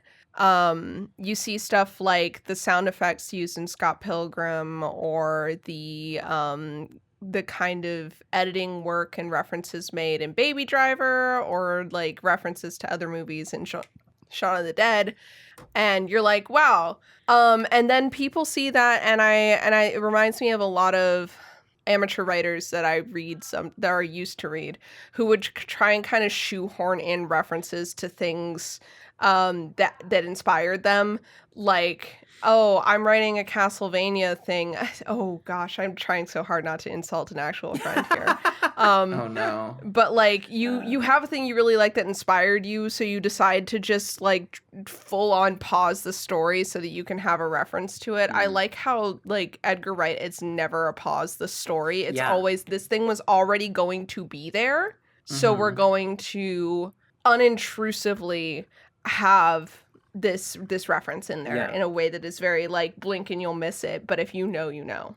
It doesn't stand out as a reference. No one's like, get it, you know. Speaking of if you know, you know, the other very big reference that I had written down that I'd forgotten about, is the line when Shaun is on the phone with his mom, right? And there's this, this really funny exchange where she mentions, they find out that his stepdad, Philip, has been bitten. And at first they think that she's the one who's been bitten. Then they find out that it's Philip. And him and Ed are both like openly relieved when they find this out, as though like Philip getting bitten just doesn't matter because they don't like him. And Shaun is telling her that they're going to come pick her up. And she's like, oh, no, I don't want you to, blah, blah, blah. And Ed just grabs the phone and says, we're coming to get you, Barbara. This is a reference to the movie Night of the Living Dead. Because there's a scene in the opening where a guy is taunting, I think she's his sister, and he's just making fun of her, mocking her, trying to scare her a little bit, saying, they're coming to get you, Barbara. Here's the thing. George Romero watched this movie, and he really liked it. He himself did not realize that that line was a reference until it was pointed out to him. That's hilarious. He's so real for that. That's so funny. Right. Oh my god. That would be me. You can't remember everything that you do. You can't. Things that you thought were really clever at the time. I had a guy bring me, don't worry, Noah already knows this story. I had a guy bring me a gift as a reference to something early on in The Unwanted Prophet.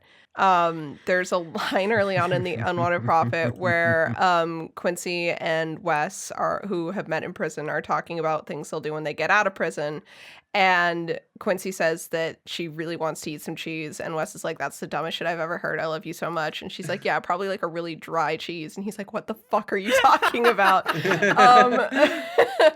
And this man comes into my coffee shop and brings me like a wedge of fucking like manchego as a reference to this part of the book. That's pretty cool though. No, wow. Yeah, it's like, dude, top tier Riz.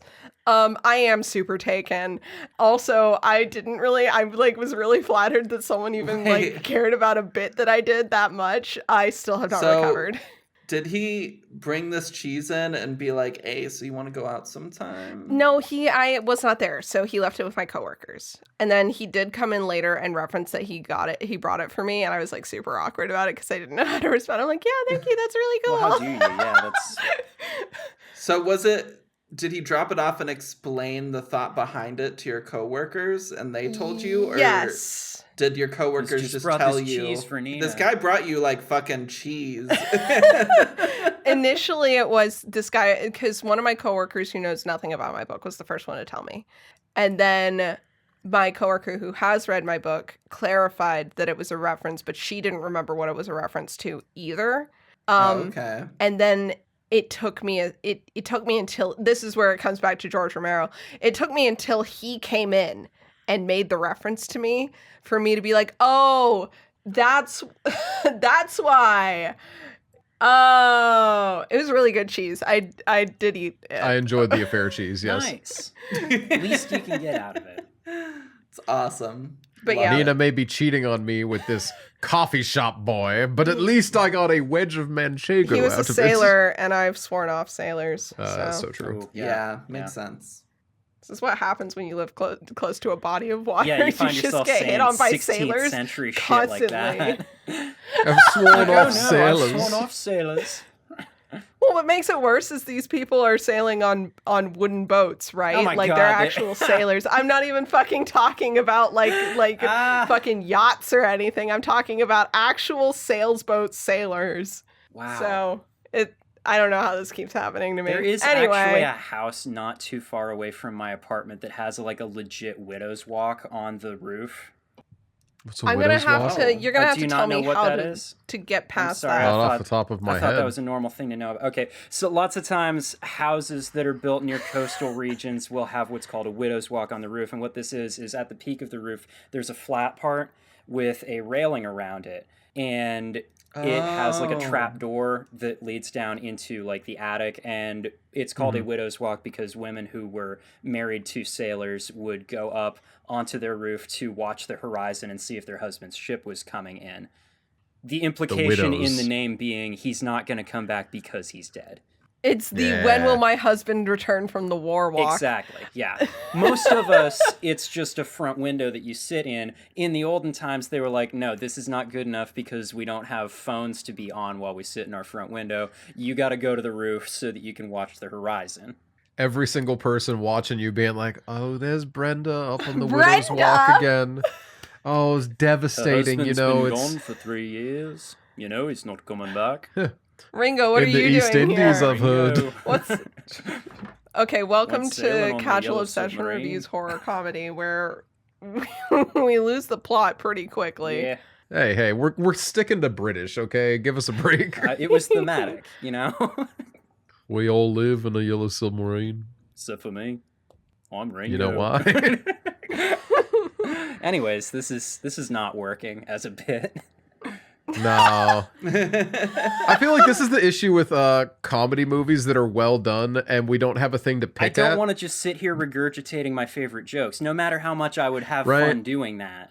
Yeah. It doesn't make for a ton of good It discussion. could be, hey, I got an idea. It could just be a shorter episode since we've done so many monumentally long episodes recently. I mean, I don't know that this could constitute a shorter episode. No, seeing we- as we we're had a- coming up on We 2 hours. have already We did have a nice passed the 40-minute length of gab. the movie Okay. here a few minutes ago, actually, so Yeah.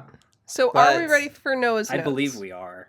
Okay, great. We have notes from Noah here. Nina, do you remember the baby bottle pop commercial? Baby bottle pop. We're back baby to bottle this. pop. Do you remember that? Do you remember that at all? Do you remember Nina's that, sobbing Nina? right now. Nina, do you remember Do you that song? Nina? I'm the youngest Nina, do you here. remember the Remember the song? baby No, I bottle pop don't. song? I don't. Okay, I Nina, just do Maybe you had if you remember played me 9/11? I do Nina, remember 9/11. Do you remember the Alamo? I've been to the Alamo. But It's do hard you to forget remember? it once half a you've been sec, there. half a sec, y'all. I got this. Yes. Yeah, Noah's gonna pull it up for me. I'm sure I'll recognize it once I see it. All right, let's see. I mean, I just. Whoa, sang it hey, no flawlessly advertising for you. luxury handbags. Thank you very much. Damn. Fuck luxury handbags. Don't put that up to your microphone. We'll have to pay royalties for it or get sued. Okay, cutting it no, out. I don't remember that specifically. I'm sorry. Nice. Good for Damn. you. Yeah, Good for you. I figured you didn't since I flawlessly recreated it. Yeah. You really did. Anyway, Thank for whatever reason, we returned to a song for Noah's notes and Nina's notes. I think Well, we Emma never just said, decided- "Where's the theme song for Yeah, Nina's we never notes?" decided that Nina's Where's- notes where's wouldn't the have theme a theme song? song the way that we did. How with did my Noah's notes go Yeah. over, by the way? I Oh, wasn't fine. here, obviously, and I haven't Oh, can I listened. ask you, Nina? Because I messaged in the chat. Yeah. Like asking and you never for answered. a number rating from you, and you never answered. That's But true. I am curious what you thought of When Evil Lurks. Oh, yeah, I'll give a quick One Evil Lurks review before we do Noah's notes. The music from Who Wants to Be a Millionaire when they get really serious is playing right now. Put me on the spot. I really liked it.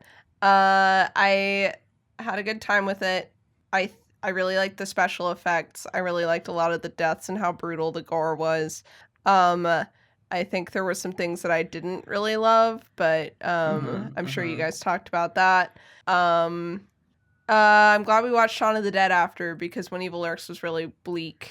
It Yeah. is. think- It is. It's on the bleak side. I think I'm gonna give it like I don't know that I it's really hard to number rate it. I think I'm gonna Mhm. give it a 7 out of 10. Probably Oh, interesting. closer to an 8 than to a 6. Okay. So I don't know. I'd probably have to rewatch it. There's a lot of stuff I really, really liked, and there's a lot of stuff that I was like, this is good. I just don't know that it's something I'm enjoying. That's fair. But yeah. Okay. It's a difficult watch. I think it was really fun to watch it after having watched The Pope's Exorcist. I will also say that is that. the wrong order to watch Um, those in, yeah. I like the lore of When Evil Lurks a lot. I like just kind of the fact that this is an acknowledged possibility. And the kind of fact that it is not really fully acknowledged until we meet our cleaner lady and she starts like kind of like expositing to us and we're like, oh shit, this isn't like some superstition thing. This is something that people really, really know about and really, really had to deal with before. And I liked the sense of hopelessness where it's like, no, there's like absolutely no fucking way out of this. Yeah. Like you started it and it's not going to stop. Yeah, I liked it. It was really bleak. I don't know that it was what I needed at the time, so that's probably contributing to my rating. That's fair. It's a Valid. movie you got to be ready for. Yeah. No, I'm glad I saw it for sure. But it made me want to watch Happy Things. Yeah. Okay. I did hear Go ahead.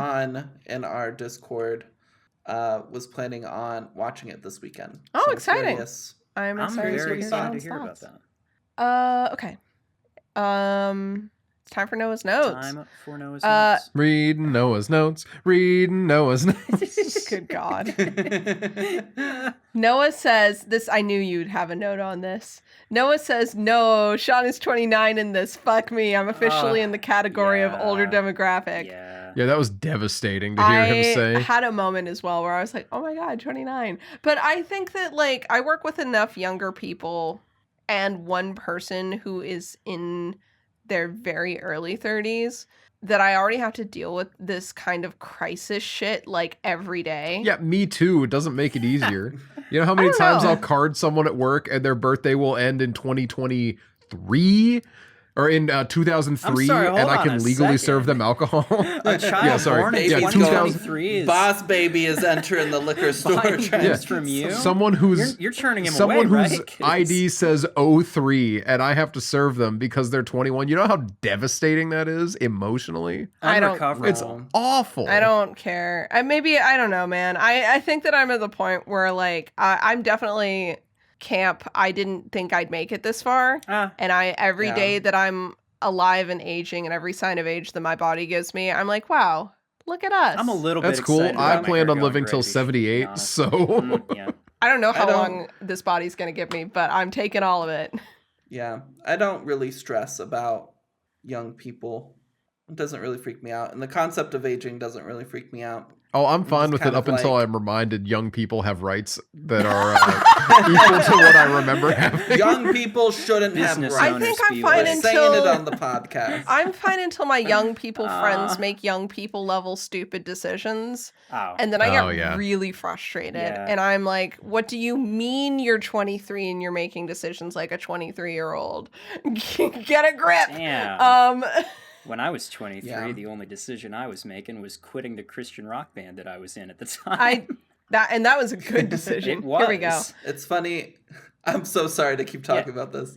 It's funny because I play like Valorant and various other games, and I'll meet like younger people and just start hanging out with them.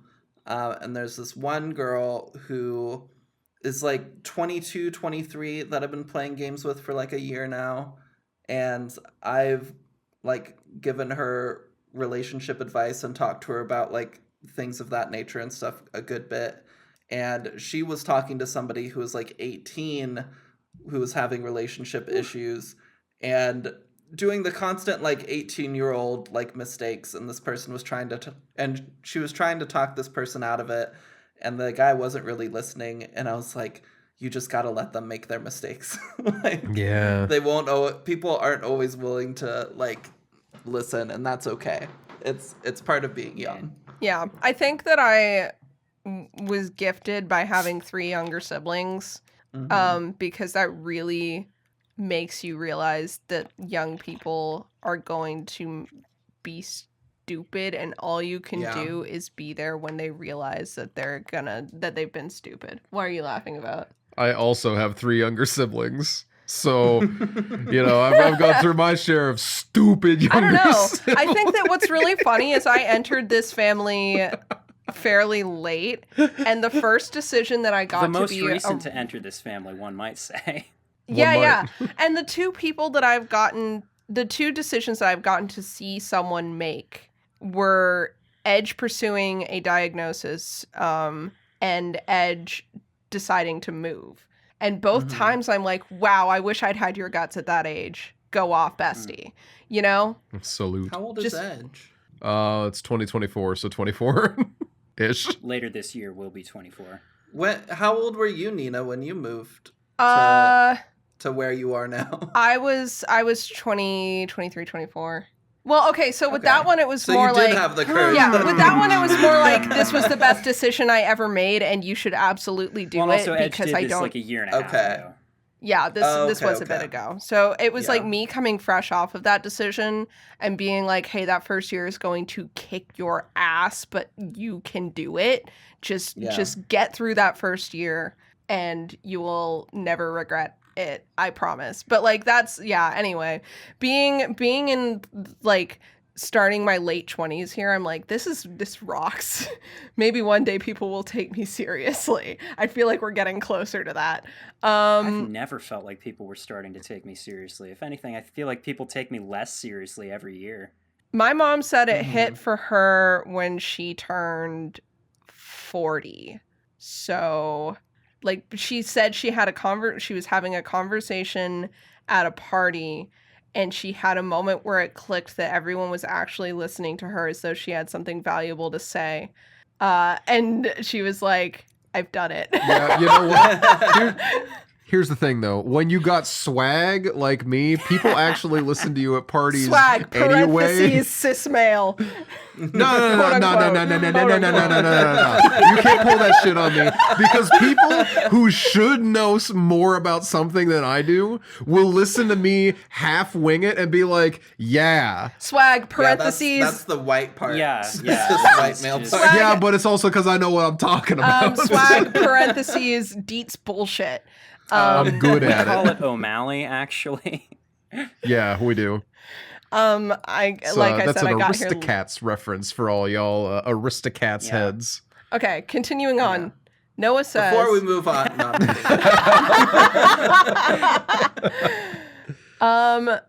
Noah says, I really love all the zombie hints we get to see just in framing people bumbling through life, but also in actual zombies that are just around. This is something that this movie does really well, moving out of Noah Notes and into Nina's commentary, is that they do a pretty good job of having just regular people interspersed amongst the zombies, like interaction-wise, where it's not just they do a really good job of showing that pretty much everyone in this society is kind of burnt out to the point that anyone could be mistaken for zombies, but not in the typical, like, pseudo-intellectual way, but in a very, like, realistic human way where it's like Everyone is we just all exhausted.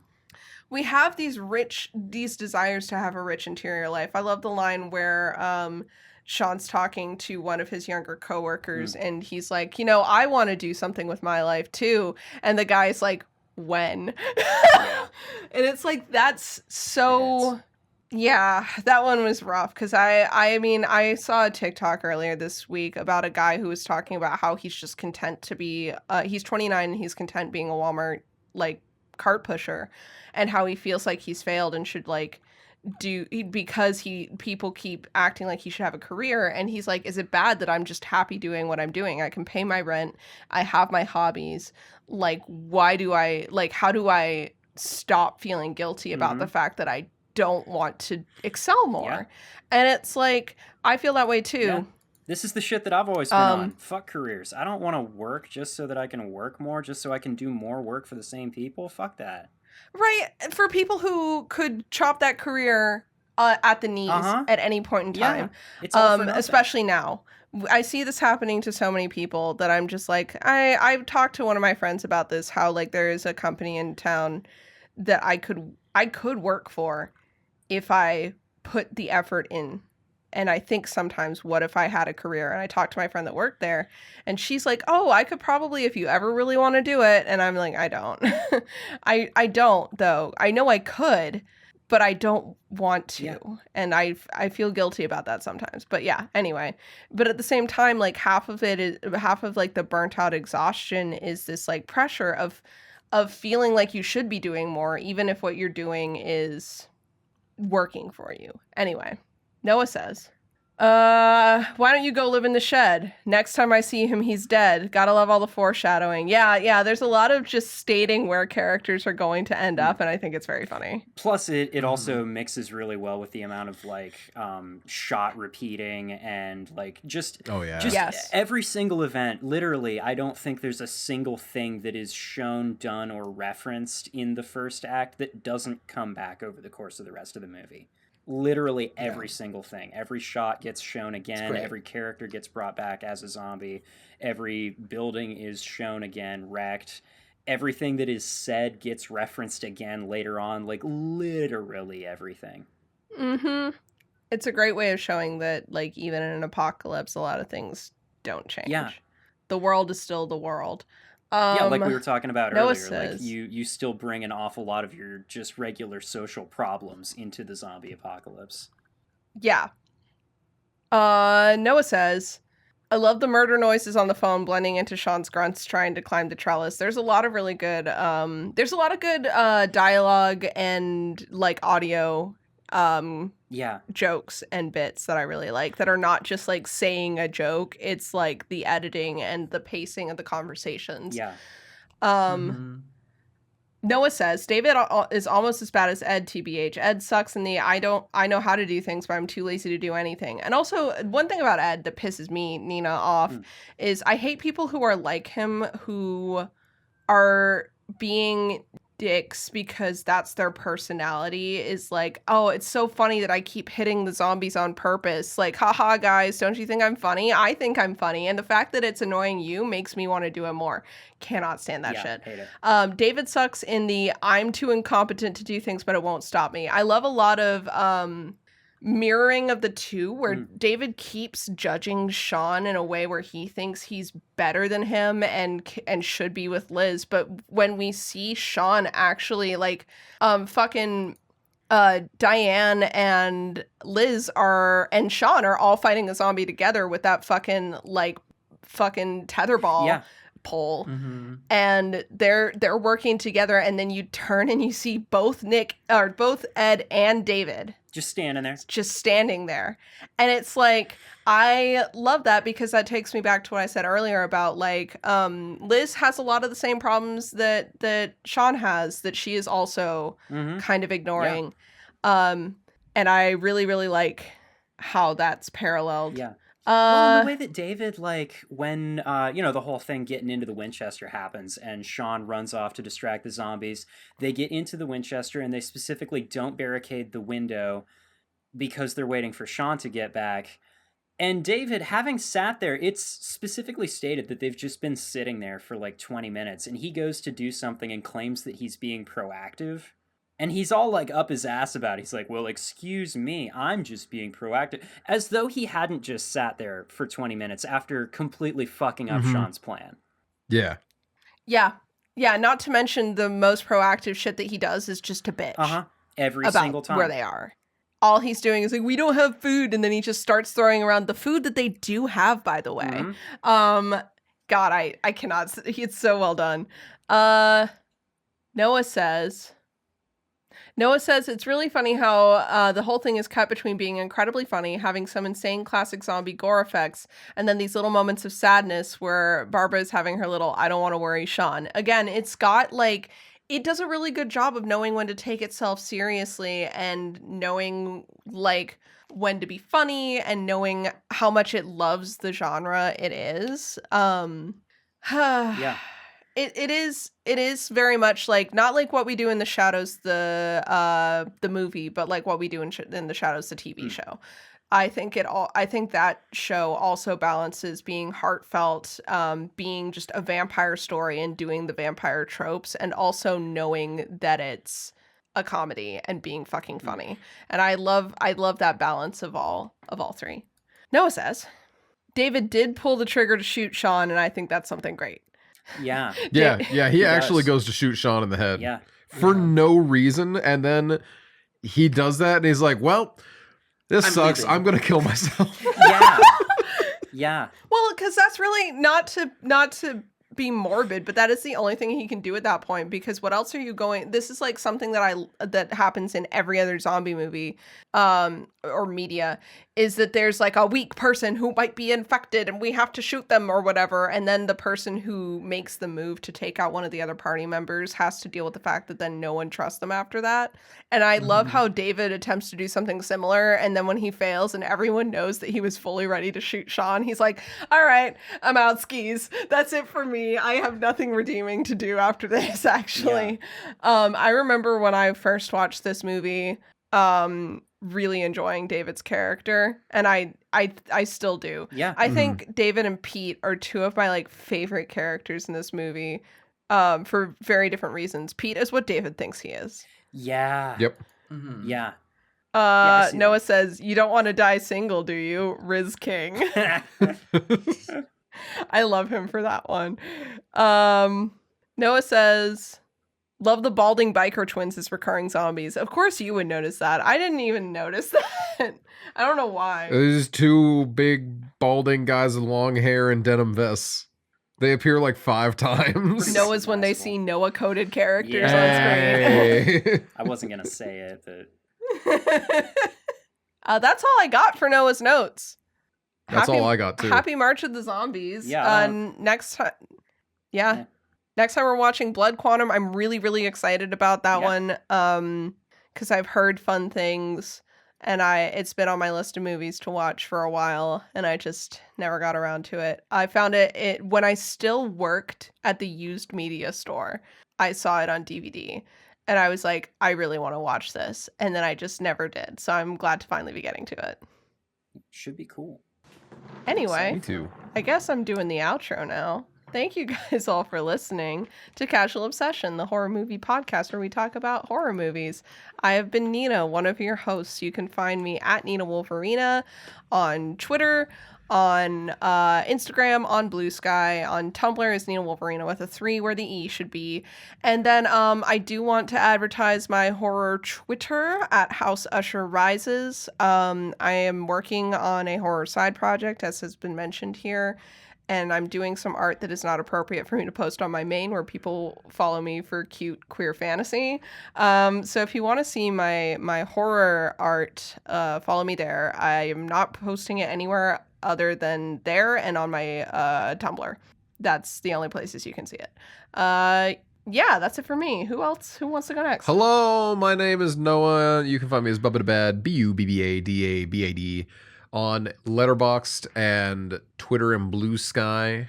I don't really post too much right now, but I do be watching a lot of movies. So if you want to hear my thoughts on Rolls Dice, the DVD that I've had, High Crimes, I bought that 10 years ago, and I never watched it, and then I did watch it, and it was not good. Bummer. You can find those thoughts on Blue Sky, or on Letterboxd, not on Blue Sky. Nice. And I have been Jeff. You can find me on Tumblr at What Is It You Pray For?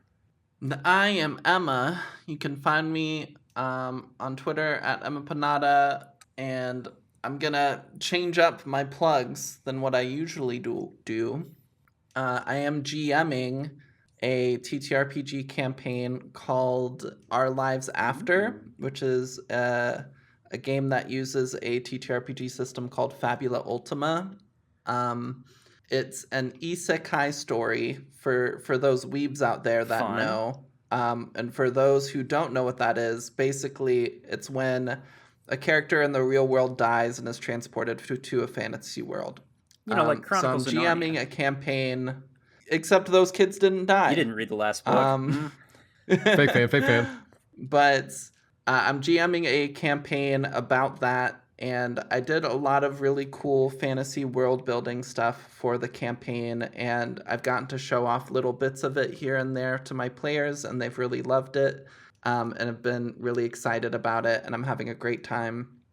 We stream it every other week on Stella Luna's Twitch channel on Thursdays, but then we also put all of the episodes up on YouTube on Stella Luna. I think it's Stella Luna TV on YouTube. And if you want to check it out, you should, because it's a fun time. But thank you all so much, everybody, for hanging out with us. We really appreciate you, and we hope you have a great couple weeks until we see you next time. Yeah. Goodbye. Goodbye.